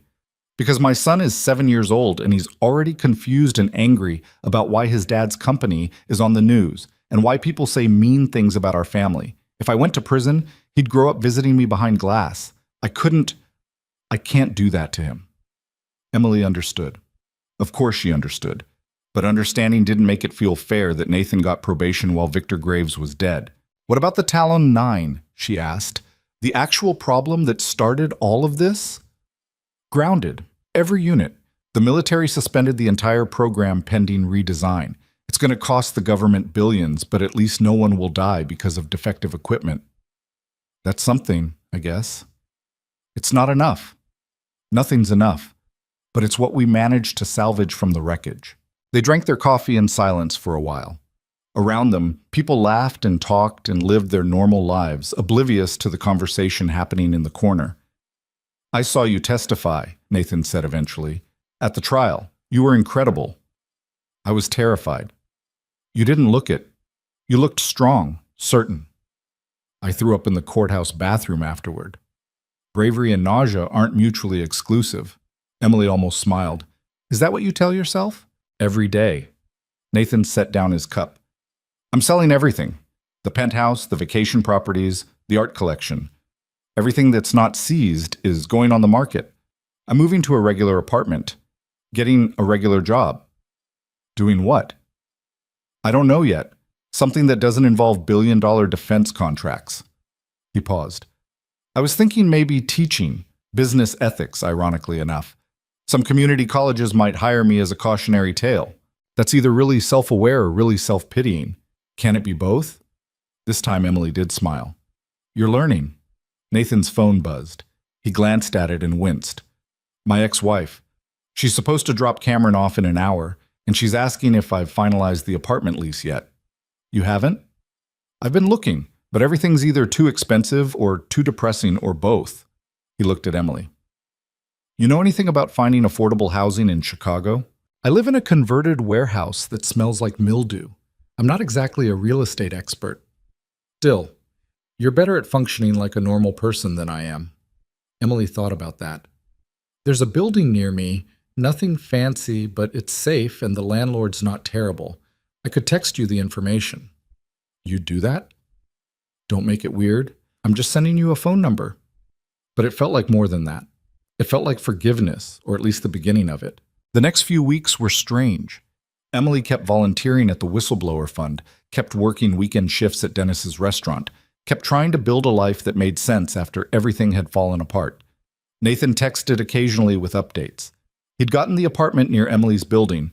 Cameron seemed to be adjusting. His first community service shift picking up trash in Grant Park had been humbling. They didn't talk about the restaurant. They didn't talk about the trial. They just existed in parallel orbits, two people trying to figure out what normal meant when nothing felt normal anymore. Then December arrived, and with it a new problem. Patricia Liu called Emily into her office at the fund with an expression that meant either very good news or very bad news. The board approved funding for a new position, Patricia said without preamble. Full-time case coordinator, $40,000 a year plus benefits. It's not much, but it's real money. Emily's heart jumped. That's amazing. Who are you hiring? You, if you want it. The words took a moment to process. Me? You've been volunteering here for 5 months. You're good with people. You understand what whistleblowers are going through because you lived it, and you're not burned out yet, which puts you ahead of half our staff. Patricia leaned back in her chair. Also, donors love you. Ever since the 60 Minutes interview, donations have tripled. People want to support the organization that Emily Harper works for. I'm not qualified. I don't have a degree in anything useful. I was a waitress. You were a waitress who walked 50 hostages out of a hostage situation. That's better than any degree. Patricia slid a folder across the desk. Job description, salary details, start date. Think about it. Let me know by Friday. Emily took the folder home and stared at it for 2 hours. $40,000 a year was more than she'd ever made. Benefits meant health insurance, which she hadn't had since she aged out of her parents' plan. It meant stability, security, a future. It also meant giving up the possibility of something else, something bigger. She'd been getting offers, speaking engagements, consulting opportunities, a literary agent who wanted her to write a book about the restaurant. All of them paid more than $40,000, but none of them felt right. They all felt like profiting from Victor's death. What do you think, she signed to Mateo over dinner. I think you already know what you're going to say. Humor me. Mateo set down his fork. I think you've spent your whole life being invisible because it felt safe. And then one night you weren't invisible anymore, and it was terrifying. But it also woke something up in you. And now you have to decide if you're going to go back to safe or if you're going to keep being awake. That's annoyingly insightful. I have hidden depths.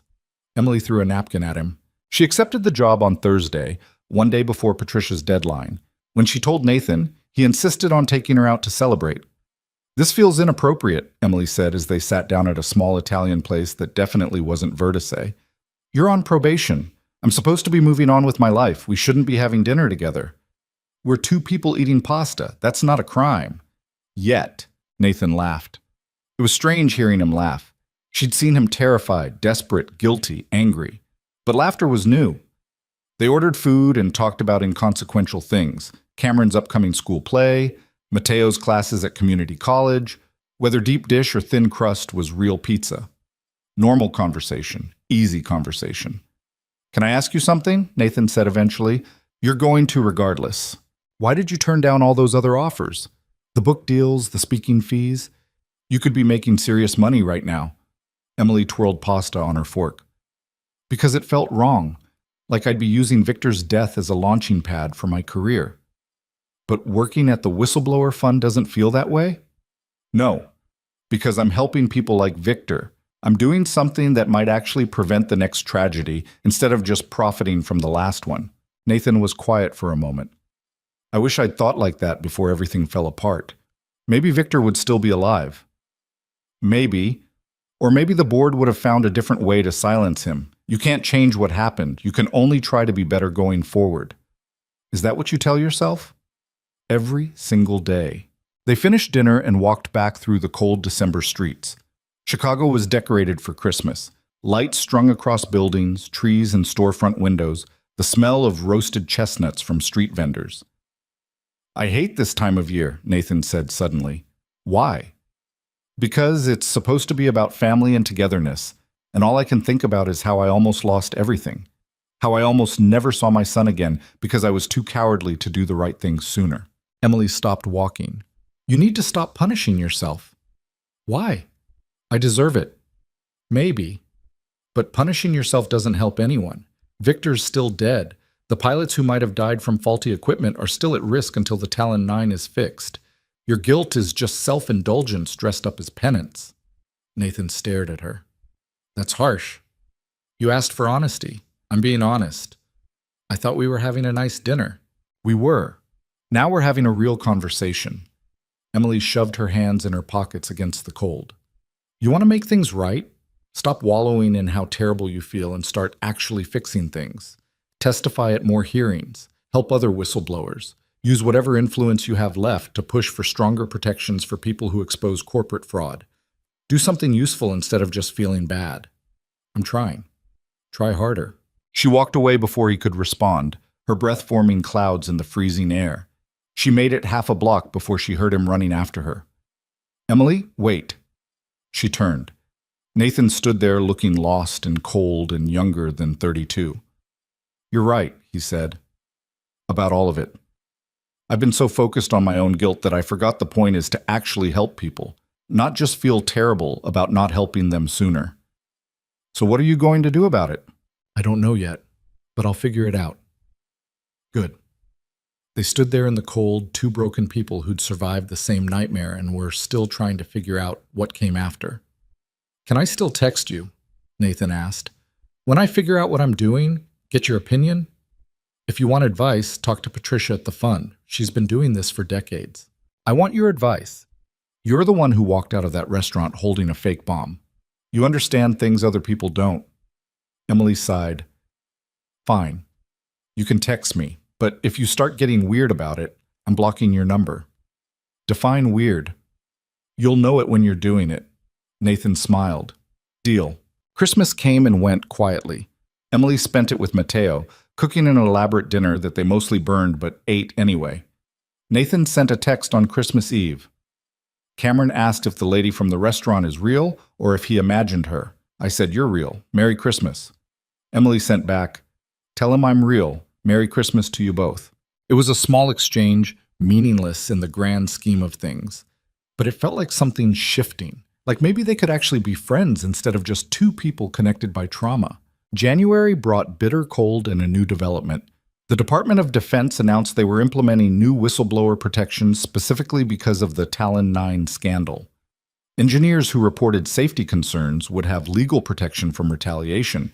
Companies that threatened or fired whistleblowers would lose federal contracts. Patricia called it the Victor Graves Protection Act, unofficially. The official name was something bureaucratic and boring, but everyone at the fund knew who it was really for. This is because of you, Patricia told Emily, because you made sure people knew his name, because you testified, because you gave that interview. It's because Victor died trying to do the right thing. Both things can be true. Emily thought about that a lot over the next few weeks. How tragedy and progress weren't opposites. How Victor's death had been horrible and senseless, and also somehow catalyzed changes that might save other lives. How nothing was simple or clean or fair. Nathan started volunteering at the fund in February. He came in on Tuesdays and Thursdays, helping with administrative work, talking to whistleblowers who called in desperate and scared. He was surprisingly good at it. You understand what they're going through, Emily observed one afternoon while they sorted through case files. I am what they're going through, just from the other side. Nathan stapled documents together with more force than necessary. I was the executive who let the cover-up happen. Now I'm trying to help the people who expose the cover-ups. It's ironic. It's growth. It's too little, too late. Stop that. Stop what? The self-pity thing. You're doing good work now. Let that be enough. Nathan looked at her for a long moment. When did you get so wise? I'm not wise. I'm just tired of everyone, including me, using guilt as an excuse not to move forward. They went back to filing in silence, but it was a comfortable silence. The kind that happens between people who've stopped performing for each other. March brought Cameron to the fund. Nathan had mentioned wanting his son to understand what he was doing with his community service hours, and Emily had suggested bringing him by. She'd expected a shy kid, maybe scared of the woman from the news. Instead, Cameron Cole burst into the office like a small tornado. talking nonstop about his science project and his missing tooth. And had Emily seen the new dinosaur movie because it was awesome, but also scientifically inaccurate? Cam, breathe, Nathan said. I'm breathing. I'm just also talking. People can do both. Cameron turned to Emily. You're the one who saved my dad. I helped. A lot of people helped. My dad says you were really brave. He says you picked up a bomb even though you were scared. Emily glanced at Nathan, who looked slightly embarrassed. I was very scared, Emily told Cameron. But sometimes you do things even when you're scared because they need to be done. Like going to the dentist? Exactly like going to the dentist. Cameron considered this. My dad cries at the dentist. I do not cry, Nathan protested. You got all watery-eyed last time. That was the numbing injection. It's a physical response. Emily laughed, watching father and son bicker with the easy affection of people who knew each other well. This was what she'd saved that night in the restaurant. Not just Nathan's life, but Cameron's relationship with his father. That had to count for something. Want to see what we do here? Emily asked Cameron. She showed him around the small office, explaining in simple terms that they helped people who told the truth even when it was hard. Cameron listened with the intense focus of a 7-year-old trying to understand something important. Like my dad, Cameron said when she finished. Like your dad, Emily agreed. He says he made mistakes, but he's trying to fix them. That's exactly right. Cameron looked up at her with Nathan's eyes. Are you my dad's friend? Emily glanced at Nathan, who was very carefully not looking at either of them. Yes, she said. I think I am. April brought an unexpected phone call. Emily was at her apartment, half-heartedly cleaning, when her phone rang with a number she didn't recognize. Miss Harper, this is James Graves, Victor's brother. Emily sat down hard on her couch. Hi, how are you? I'm calling because our family is planning a memorial for Victor. It's been almost a year and we wanted to do something to honor his memory. We were hoping you might speak. Say a few words about what happened. Emily's throat tightened. I don't know if I'm the right person. You're exactly the right person. You were there.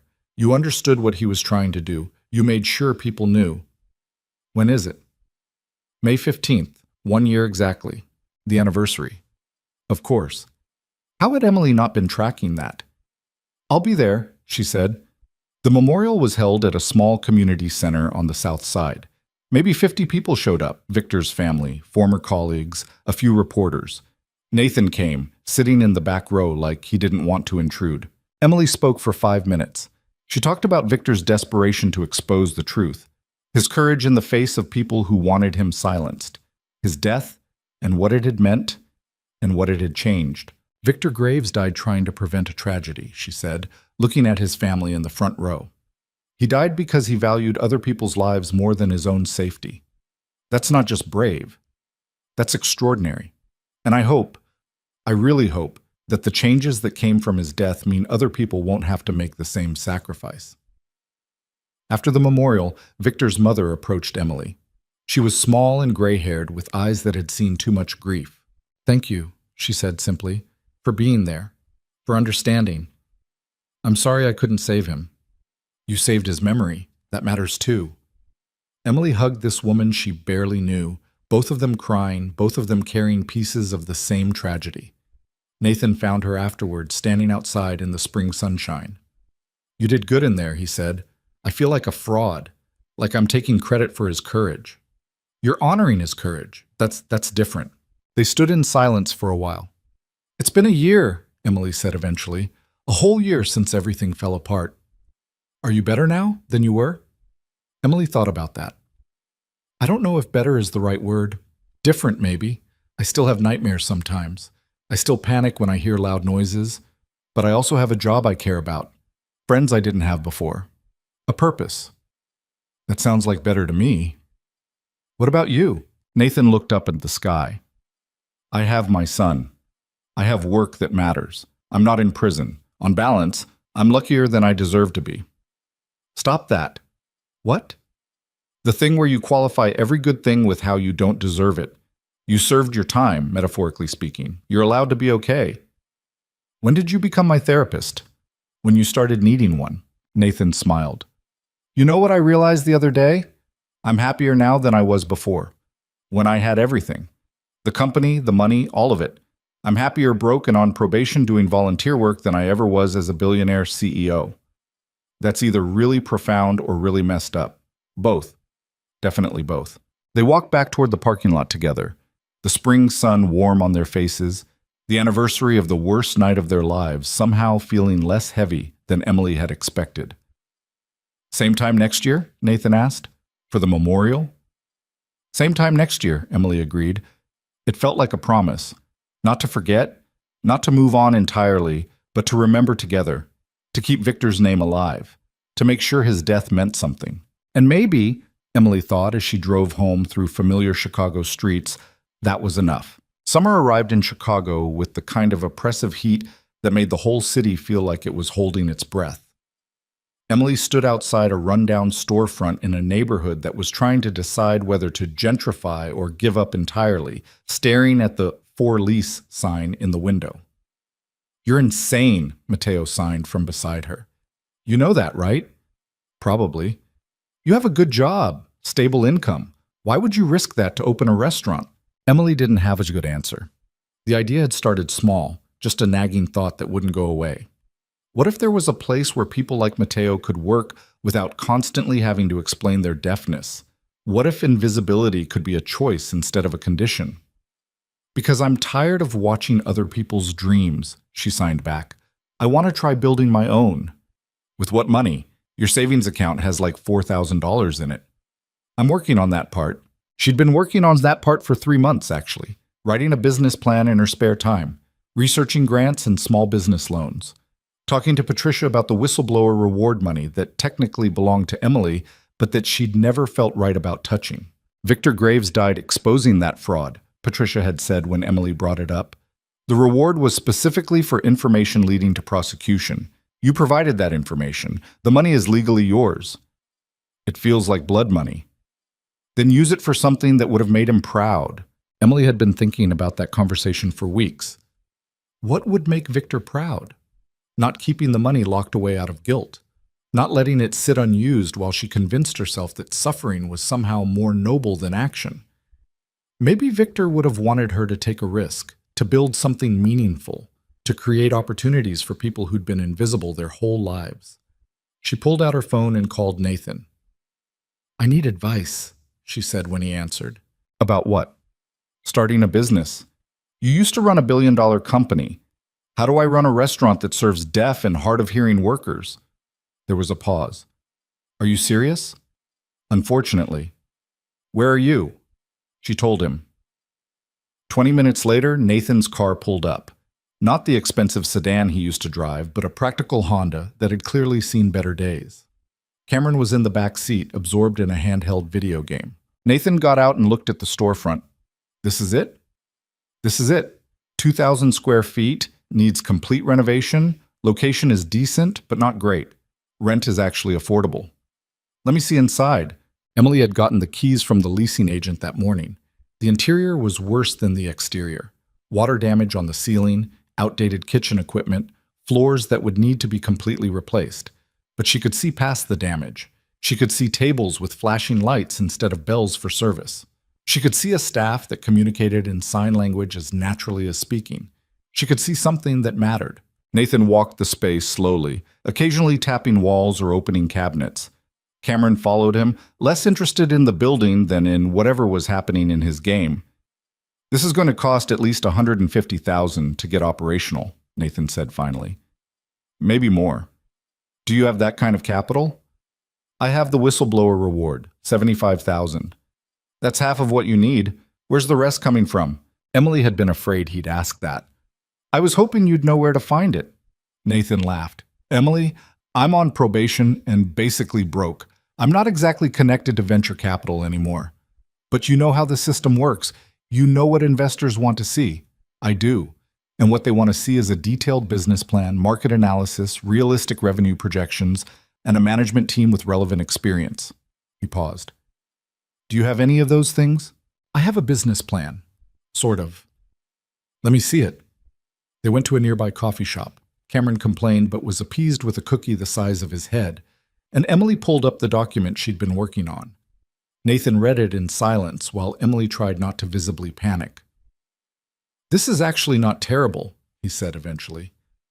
"That's your professional opinion? Not terrible? It's a compliment. Most first-time business plans are completely unusable. Yours has real thought behind it." He scrolled through pages. "Your market analysis is weak, though, and your financial projections are wildly optimistic." "How optimistic?" "You're projecting profitability in year one.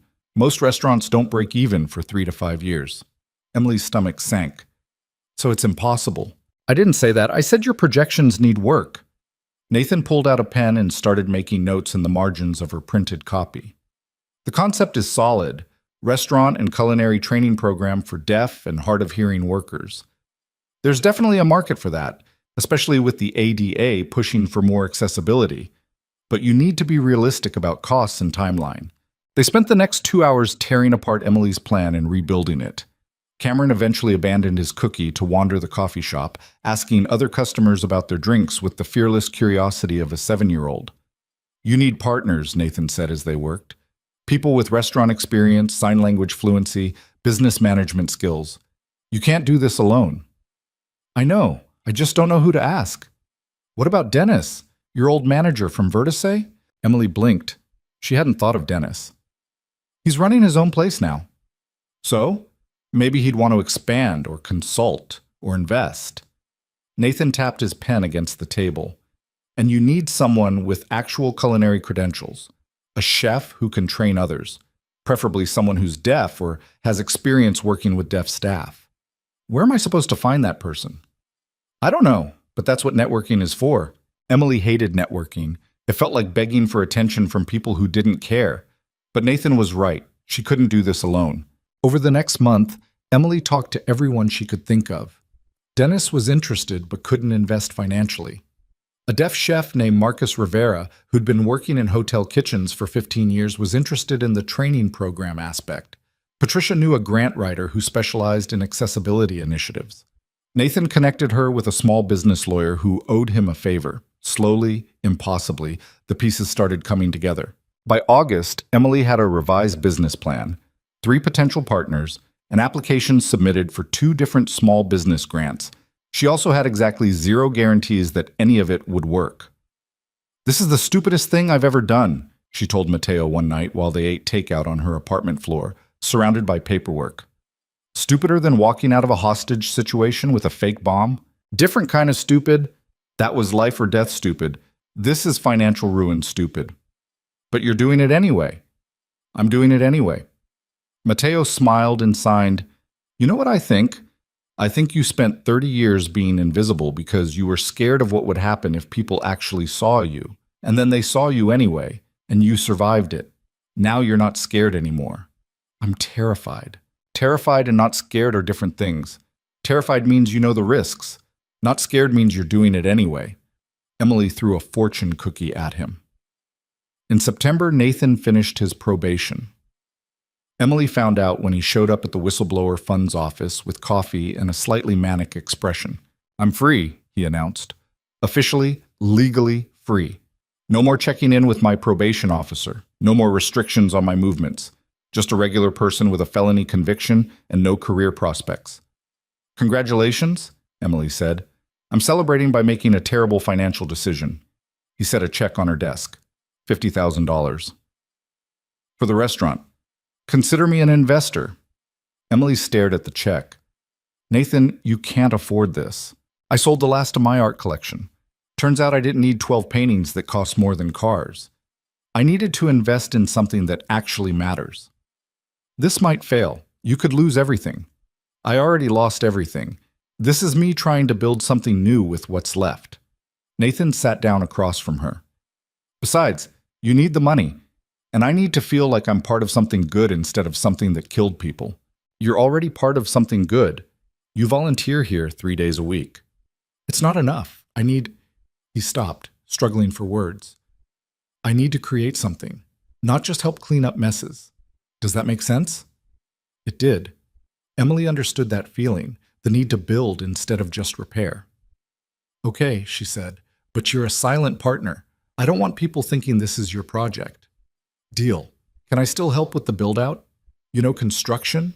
I know how to hire contractors and make sure they're not ripping you off. That's something. Emily picked up the check, this piece of paper that represented everything Nathan had left. Thank you. Really. Thank you for letting me be part of it. The restaurant build-out took 4 months and cost $30,000 more than projected. There were permit delays and supply chain issues, and a week where the entire electrical system had to be redone because the original contractor had done it wrong. Emily worked her job at the whistleblower fund during the day and supervised construction at night. She learned more about commercial kitchen equipment and fire codes and ADA compliance than she'd ever wanted to know. She had 3 separate panic attacks about money. She almost quit twice. But by January, 2 years after the hostage situation, the space was finished. The dining room had tables with built-in light panels for signaling servers. The walls displayed sign language guides and deaf culture artwork. The kitchen was designed for visual communication, lights instead of bells, clear sight lines, equipment that didn't require hearing to operate safely. Emily stood in the empty restaurant at midnight the day before opening, looking at what she'd built, and burst into tears. Matteo found her sitting on the floor crying. "What's wrong?" he signed. "Nothing's wrong. Everything's right. That's why I'm crying." "You're weird." "I know." They sat together in the space that had been Emily's obsession for the past year. It wasn't perfect. The floor was slightly uneven in one corner, the paint job was decent but not professional, the furniture was secondhand and mismatched. But it was real. It existed. "What are you going to call it?" Matteo asked. Emily hadn't decided yet. She'd considered dozens of names, all of them either too clever or not clever enough. "Graves," she signed finally. "I'm calling it Graves." Matteo looked surprised. "After Victor?" "After Victor. After everyone who tried to tell the truth and paid for it. After people who were silenced." She paused. "And after the idea that you can come back from the dead? That you can build something new even after everything falls apart." "That's heavy." "It's honest." The restaurant opened on a Thursday in late January. Emily had expected maybe 20 people, friends, family, the journalists who still occasionally called her for quotes about the coal industry scandal. Instead, over 100 people showed up. There were former Vertice customers who remembered Emily. There were people from the deaf community excited about the employment opportunities. There were victims advocates and whistleblower protection lawyers, and people who'd seen the 60 Minutes interview and wanted to support what Emily was doing. And in the back corner, trying to be inconspicuous, were Nathan and Cameron. Emily made her way over during a brief lull. "You came," she said. "Of course we came." Cameron was bouncing in his seat with excitement. "Dad says you built this whole place. That's so cool." "A lot of people helped build it." "But it was your idea." Nathan looked around the crowded dining room with something like awe. "You actually did it. You took a crazy idea and made it real." "It might still fail. Half of new restaurants close within the first year. Stop catastrophizing and accept the win." Emily smiled. "When did you get so wise?" "I had a good teacher." The first few months were chaos. Emily had never managed a restaurant before, and it showed. There were scheduling disasters and supplier issues, and a week where the dishwasher broke down completely. Marcus, the deaf chef she'd brought on, threatened to quit twice over disagreements about menu pricing. But there were also moments of perfect clarity. Watching a deaf server communicate effortlessly with hearing customers. Seeing job trainees gain confidence as they learned new skills. Reading online reviews from people who'd never experienced such accessible dining. By spring, Graves was actually making money. Not a lot, but enough to cover expenses and pay everyone's salary. The training program had 6 students enrolled. The dining room was consistently half full on weekends. It wasn't the success Emily had imagined. It was smaller, messier, more precarious. But it was real. One evening in April, Emily was closing up when someone knocked on the door. She looked up to see Victor Graves' mother standing outside. Emily let her in immediately. "Mrs. Graves, I didn't know you were coming." "I should have called. I'm sorry." The older woman looked around the restaurant with tears in her eyes. "I wanted to see what you'd built, what you'd named after my son. I hope that's okay. I probably should have asked permission. It's perfect." Mrs. Graves touched one of the tables gently.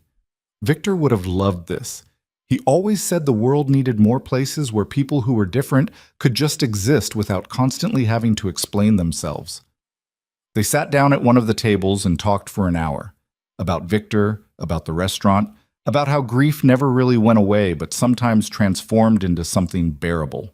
"You gave his death meaning," Mrs. Graves said as she was leaving. "That's a gift. Thank you."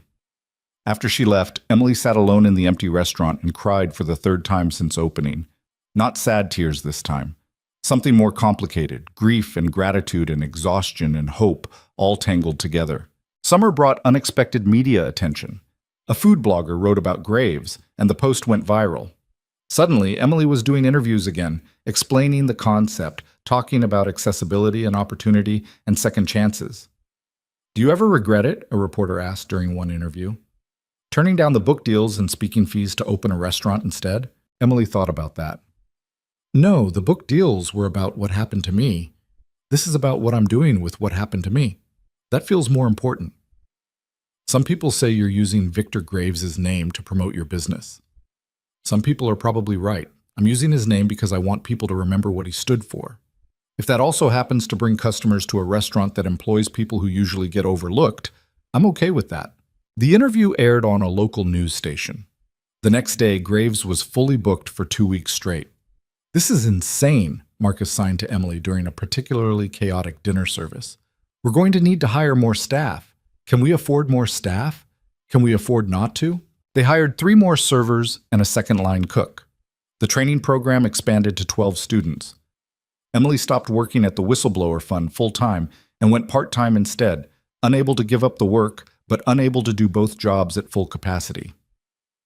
"You're spreading yourself too thin," Patricia warned. "I know, but I can't choose between them. They're both important." "Then you need to find balance before you burn out completely." Emily knew Patricia was right. She was working 14-hour days, sleeping 5 hours a night, running on coffee and anxiety. It wasn't sustainable. But she didn't know how to stop. Nathan found her one night in August, asleep at one of Graves's tables with her laptop still open. He shook her awake gently. "Emily, you can't keep doing this." She blinked at him groggily. "Doing what?" "Working yourself to death. You've been here since 6 this morning. It's almost midnight. The quarterly taxes are due. I need to finish the paperwork." "The paperwork can wait. You need sleep." "I'll sleep when things calm down." Nathan sat down across from her. "Things aren't going to calm down. This is what running a business looks like: constant crisis management and never enough time. If you don't set boundaries now, you'll destroy yourself." Easy for you to say. You had people to delegate to when you ran Coal Industries. And look how that turned out. I delegated so much I stopped paying attention to what was actually happening. I trusted the wrong people to make the right choices, and it got someone killed. Nathan's voice was quiet, but firm. "You don't have to make my mistakes. You can build something different." "How?" "By accepting that you can't do everything. By letting other people help. By trusting that the restaurant and the fund will survive even if you're not personally controlling every single detail." Emily wanted to argue, but exhaustion made honesty easier. "I'm scared," she admitted. "If I'm not constantly watching, something will go wrong. The restaurant will fail. The fund will lose donors. Everything I've built will fall apart. Maybe it will. Or maybe you've already built something strong enough to stand on its own." Nathan reached across the table and closed her laptop. "Go home. Sleep. Tomorrow, we're going to figure out how to make this actually sustainable." The next day, Nathan helped Emily create a real organizational structure. They hired a part-time bookkeeper for Graves. They brought on a volunteer coordinator at the fund to handle some of Patricia's workload. They set actual business hours and stuck to them. It was uncomfortable at first. Emily kept wanting to check in to make sure things were running properly without her constant supervision. But slowly, she learned to let go. And the world didn't end. September marked 2 years since Emily had started at the Whistleblower Fund, and Patricia threw a small celebration. Nothing fancy, just cake in the break room and people sharing stories about cases they'd helped with. "I have an announcement," Patricia said when everyone had gathered. "After 30 years running this organization, I'm stepping down as director." Shocked silence. "It's time," Patricia continued. "I'm tired, and there's a new generation ready to take over." She looked directly at Emily. "If she's willing." Emily's brain short-circuited. "What?" I'm recommending you as my replacement. The board still has to approve it, but they usually follow my recommendations. Patricia smiled. You've proven you can build something from nothing. You understand what whistleblowers go through, and you're not burned out yet, which is more than I can say for most of the staff. I can't. I'm running a restaurant. So you'll do both, or you'll choose one, or you'll figure out some hybrid approach that no one's thought of yet. That's your decision. Patricia cut herself a piece of cake. But I think you're ready. I think you've been ready for a while. Emily spent the next week in a state of low-grade panic. Running the fund meant real responsibility, staff management, fundraising, strategic planning. It meant less time for Graves. It meant stepping fully into a role she'd never asked for. But it also meant continuing Victor's work, making sure the next whistleblower had better protection, building systems that valued truth over profit. She talked to Matteo about it. She talked to Nathan about it. She talked to Marcus and Dennis and everyone she could think of. What do you want to do? Matteo finally asked, cutting through all the analysis. I want to do both. I want to run the fund and keep Graves going. I want to help whistleblowers and employ deaf workers and somehow make all of it work together. So do that. It's impossible. You walked out of a hostage situation holding a fake bomb. Compared to that, this is easy. Emily laughed despite herself. Nothing about this is easy. No, but you're going to do it anyway, because that's who you are now. The person who does impossible things because they matter. She accepted the position in October. The board approved her unanimously, probably because no one else wanted the job. Emily became director of the Whistleblower Fund while still running Graves 3 days a week. Marcus took over as general manager on the days she wasn't there. Nathan increased his volunteer hours to help cover gaps. It was messy and chaotic and definitely not sustainable long-term, but it worked. Somehow, it worked. November brought the second anniversary of the trial verdicts. Emily and Nathan went to Victor's grave together, bringing flowers and standing in silence while cold wind whipped around them. Do you think he'd be proud? Nathan asked quietly. Of what we've built? I don't know. I didn't know him well enough to say. Emily adjusted the flowers. But I hope so. I think he would be. The fund is thriving. Graves is successful. 3 more engineers have come forward this year because they knew they'd have support. That's because of you. It's because of a lot of people. Stop deflecting the credit, Emily smiled. You stop deflecting the credit. You volunteered over 500 hours this year. You've helped restructure our funding model. You've personally counseled dozens of whistleblowers. I'm trying to make up for what I did. You can't make up for it, but you can move forward from it. There's a difference. They stood at the grave until the cold became unbearable, then walked back to Nathan's car. Cameron wants to know if you'll come to Thanksgiving, Nathan said as they drove back into the city. He's very specific that you have to bring Matteo because Cameron wants to learn more sign language, and Matteo is apparently the coolest teacher ever. Your son has good taste. So is that a yes? Emily thought about it. Thanksgiving with Nathan and Cameron felt like crossing some kind of line, moving from colleagues and friends into something more like family. Yes, she said. We'll come. Thanksgiving was chaotic in the best way. Cameron had invited approximately 30 people without telling his father, so Nathan's apartment was packed with an eclectic mix of kids from Cameron's school, parents Nathan barely knew, and somehow 3 of Emily's servers from Graves who'd heard there was free food. Emily and Matteo spent most of the afternoon teaching sign language to anyone who wanted to learn. Cameron picked it up with the frightening speed of a 7-year-old's brain. By dessert, he was signing complete sentences. This is nice, Nathan said during a quiet moment while they washed dishes. Having people here, feeling like life is about more than just surviving. You're building a new normal, Emily said. It's different from what you had before, but it's real. I like this normal better, even though it involves washing dishes by hand because my dishwasher is broken. That's what real life looks like. Broken dishwashers and too many people and chaos that somehow works. Nathan smiled. When did you become so philosophical? Trauma and therapy, great combination for personal growth. December came with a surprise. Emily was at the fund going through grant applications when she got a call from an unknown number. Miss Harper, this is Gerald Whitmore from the National Whistleblower Center. We'd like to give you our annual advocacy award for your work supporting whistleblower protections. Emily almost dropped her phone. The National Whistleblower Center was one of the biggest organizations in the field. Their advocacy award was a legitimate honor. I'm not. She stopped and took a breath. Can I think about it? Of course. But I should mention the award comes with a $50,000 grant to support your work. $50,000. That was half a year's operating budget for the fund. That was kitchen equipment upgrades for graves. That was real money that could help real people. Yes, Emily said. I'll accept. Thank you. The award ceremony was in Washington, D.C. in January, 3 years after the restaurant. Emily brought Mateo as her +1 and wore a dress that cost more than she was comfortable admitting. The ceremony was full of lawyers and activists and people who'd spent their careers fighting for transparency and accountability. Emily felt completely out of place until she saw Victor's family sitting in the audience. When she accepted the award, Emily didn't talk about herself.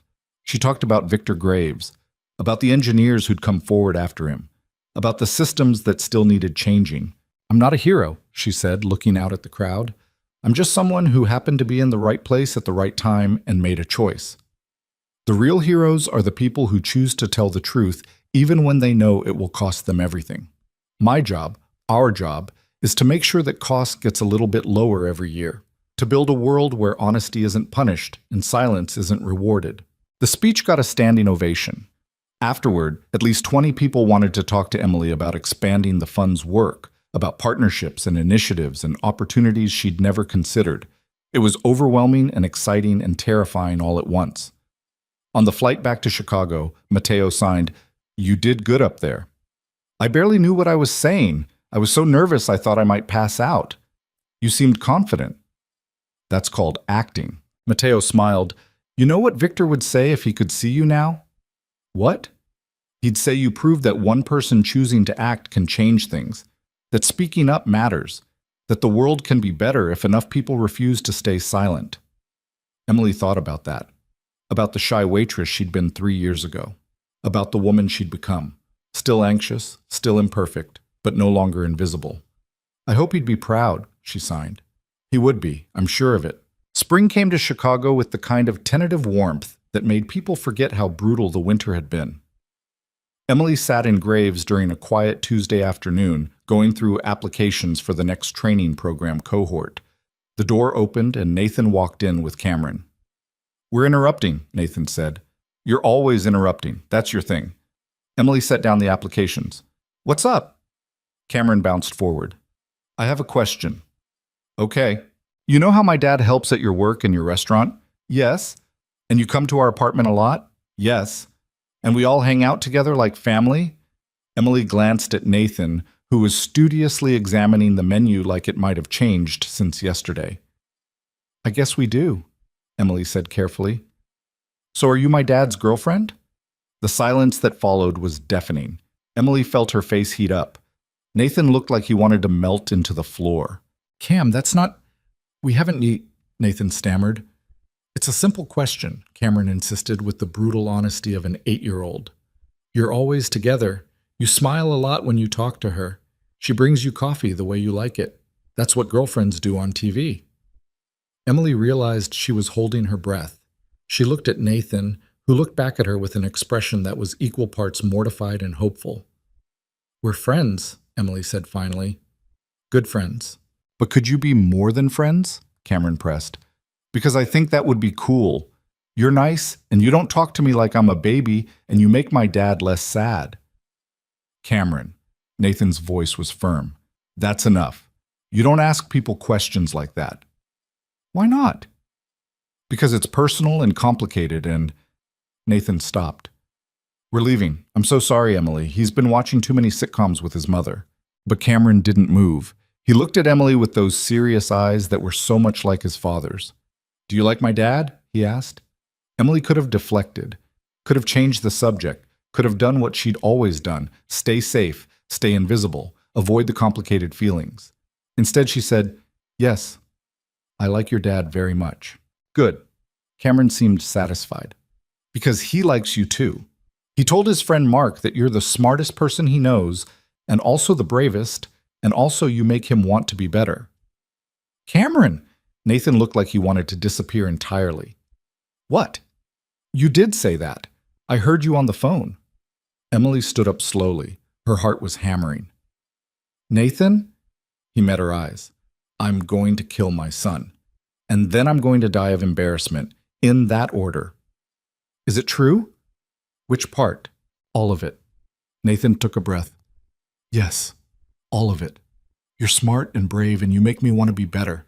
And I know the timing is terrible, and we have a complicated history, and you probably don't think of me that way, but Emily kissed him. It wasn't dramatic or movie perfect. It was awkward and brief and happened in the middle of a restaurant while his son watched. But it was real. When she pulled back, Nathan looked stunned. I've been thinking about you that way for 6 months, Emily said. I just didn't think you'd feel the same. Are you kidding? You're you. You're everything. I'm a mess. I work too much. I have panic attacks. I'm still in therapy dealing with trauma from the restaurant. I'm a convicted felon on probation who lost everything because I was too cowardly to do the right thing. We're both messes. Maybe we can be messes together. Cameron made a gagging noise. Are you going to kiss again? Because I think I've seen enough. They both laughed. Emily ruffled Cameron's hair. Your dad and I need to talk, she told him. Privately. Can you go look at the kitchen? Marcus might let you help make dessert. Really? Really. Cameron took off toward the kitchen. Nathan and Emily sat down at one of the tables. This is crazy, Emily said. We work together. We have history. There are so many reasons this is a bad idea. I know, but I want to try anyway. So do I. Nathan reached across the table and took her hand. We'll go slow. Figure it out as we go. No pressure. I've never been good at slow. Then we'll go whatever speed feels right, as long as we're honest with each other. Emily squeezed his hand. I can do honest. Honest is kind of my whole thing now. They sat there for a while, holding hands across the table in the restaurant Emily had built from grief and hope and Victor Graves's memory, and for the first time in 3 years, she felt like maybe the story wasn't just about surviving trauma. Maybe it was also about what came after. The next few months were careful and hopeful and sometimes awkward. Emily and Nathan dated like teenagers, navigating the weird space between friendship and something more. They went to movies and argued about dinner choices and learned how to be together without the weight of the hostage situation always between them. Cameron was thrilled, which helped. Mateo was cautiously supportive, which Emily appreciated. The people at the fund and Graves had opinions ranging from supportive to concerned, but mostly, people just let them figure it out. By summer, Nathan had officially moved out of his apartment and into a small house with an actual yard. Cameron was ecstatic about the yard. Nathan was less ecstatic about lawn maintenance. I have never mowed a lawn in my entire life, he told Emily while staring at the overgrown grass with despair. I don't even know where to start. You hire someone, or you watch a YouTube video, or you ask your neighbor. I don't know my neighbors. Then this is a good opportunity to meet them. Nathan ended up meeting his neighbors, learning to mow the lawn, and discovering he was actually decent at gardening. Emily watched him transform from a billionaire CEO to just a guy who worried about crabgrass and volunteered at nonprofit organizations, and she fell a little more in love with him every day. Not that she told him that yet. They were still taking things slow. In August, the fund received a major grant from a tech billionaire who'd been following their work. $500,000 to expand whistleblower support services nationwide. This is insane, Emily told Patricia. What am I supposed to do with $500,000? Hire more staff, open regional offices, build the infrastructure to help people across the country, not just in Chicago. Patricia smiled. You're going national, Emily, whether you're ready or not. Emily was definitely not ready, but she did it anyway, because that's what she'd been doing for 3 years, taking on things she wasn't ready for and figuring them out as she went. By October, the fund had offices in 3 cities. Graves was training its 5th cohort of deaf workers. Emily was working 70-hour weeks again, and Nathan kept threatening to stage an intervention. You promised you'd set boundaries, he said one night when she showed up at his house at 11 p.m. still working on her laptop. I am setting boundaries. I only worked 12 hours today instead of 14. That's not better. It's slightly better. Nathan closed her laptop. Come sit on the couch with me and Cameron. We're watching a nature documentary about penguins. I have grant applications to review. The grant applications will still be there tomorrow. The penguins are happening now. Emily let herself be pulled to the couch, where Cameron immediately curled up against her side. They watched penguins waddle across ice for an hour, and Emily fell asleep halfway through. She woke up still on the couch with a blanket over her and morning light streaming through the windows. Nathan was in the kitchen making breakfast. Cameron was at the table doing homework. It felt like family, like home, like something worth protecting. "Morning," Nathan said when he noticed she was awake. "Coffee?" "Please." He brought her a mug, made exactly the way she liked it, because of course he knew, and sat down beside her. "I've been thinking," he said carefully. "About what?" "About us. About the future. About whether we're ready to talk about what this is becoming." Emily's heart sped up. "What is it becoming?" "I think it's becoming permanent, if you want it to be." "Are you asking me to move in?" "Eventually, maybe. Right now I'm asking if you see a future here, with me, with Cameron, with this weird life we've built together." Emily looked at Cameron bent over his homework, at the kitchen where Nathan had learned to make eggs without burning them, at the house that was nothing like the penthouse he used to own but somehow felt more like a home. "Yes?" she said. "I see a future here." Nathan kissed her, soft and certain. "Good. Because Cameron's already planning what color to paint the spare bedroom for your brother when he visits." "He what?" "Purple. He wants it to be purple. I tried to explain that most adults don't want purple bedrooms, but he was very insistent." Emily laughed. "Purple is fine. Mateo will love it." November marked the third anniversary of the trial verdicts. Emily, Nathan, and Cameron visited Victor's grave together. Cameron had made a drawing of the restaurant with his school art class, and they left it at the headstone along with flowers. "Thank you," Emily told the name carved in stone, "for being brave when I wasn't, for starting something that became all of this." They stood in silence for a while. Then Cameron signed something. He'd been learning from Mateo and was getting pretty good, and Emily realized he was signing "thank you" to Victor too. Her eyes stung with tears. On the way back to the car, Cameron asked, "Do you think the man who died is happy about your restaurant?"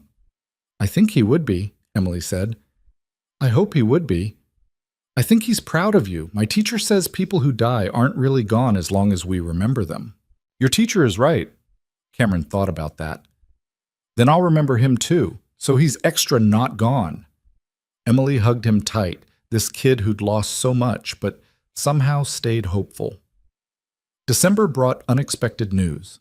The Department of Defense announced they were awarding a contract to redesign the Talon 9 guidance system, and the company that won the bid had specifically highlighted their new whistleblower protection protocols as part of their proposal. "It's working," Patricia told Emily. "The changes we pushed for, the protections we fought for, they're actually being implemented. Companies are starting to see whistleblower-friendly policies as competitive advantages instead of liabilities. That's because of Victor and the engineers who came forward after him. It's because of you too. Stop minimizing your role in this." Emily was still learning to accept credit, still learning to believe that what she'd done mattered, but the evidence was getting harder to ignore. January marked 3 years since the restaurant had opened. Emily threw a celebration at Graves, free appetizers for everyone, speeches from staff, a sign language performance by the current training cohort. Victor's family came, Patricia came. Half the whistleblower community in Chicago came. It was chaotic and loud and perfect. Nathan found Emily in the kitchen during a quiet moment. "You did this," he said, gesturing at the packed dining room. "You took the worst night of our lives and turned it into this. We did this. All of us. No, this was you, your vision, your courage, your refusal to let Victor's death be meaningless." He paused. "I'm so proud of you. I know I tell you that a lot, but I mean it every time." Emily kissed him. "I'm proud of us. For surviving. For building something better." "Think Victor would approve?" "I think he'd tell us to stop being sentimental and get back to work." They laughed and returned to the celebration, to the community they'd built, to the future they were still figuring out one day at a time. That night, after everyone left and the restaurant was clean, Emily sat alone in the quiet space and thought about how far she'd come. From invisible waitress to director of a national organization. From someone who hid from attention to someone who used it to create change. She thought about Victor Graves, who died trying to tell the truth. About Nathan, who'd learned to live with his mistakes instead of being destroyed by them. About Cameron, who'd somehow stayed kind despite everything he'd been through. About Mateo, who'd supported her even when her choices seemed crazy. She thought about the hundreds of people the fund had helped over the past 3 years. The dozens of deaf workers who'd found jobs through Graves's training program. The corporate policies that had changed because people were finally paying attention. None of it brought Victor back. None of it erased the trauma or fixed everything that was broken about the system. But it mattered anyway. It had to matter. Emily locked up the restaurant and walked home through cold Chicago streets, past the building where she used to live in a studio apartment that smelled like mildew, past the coffee shop where she and Nathan had rebuilt her business plan, past all the spaces that had been part of her transformation. Her phone buzzed. A text from Nathan. Cameron wants to know if you'll come over for breakfast tomorrow. He's making pancakes. Fair warning, they'll be terrible.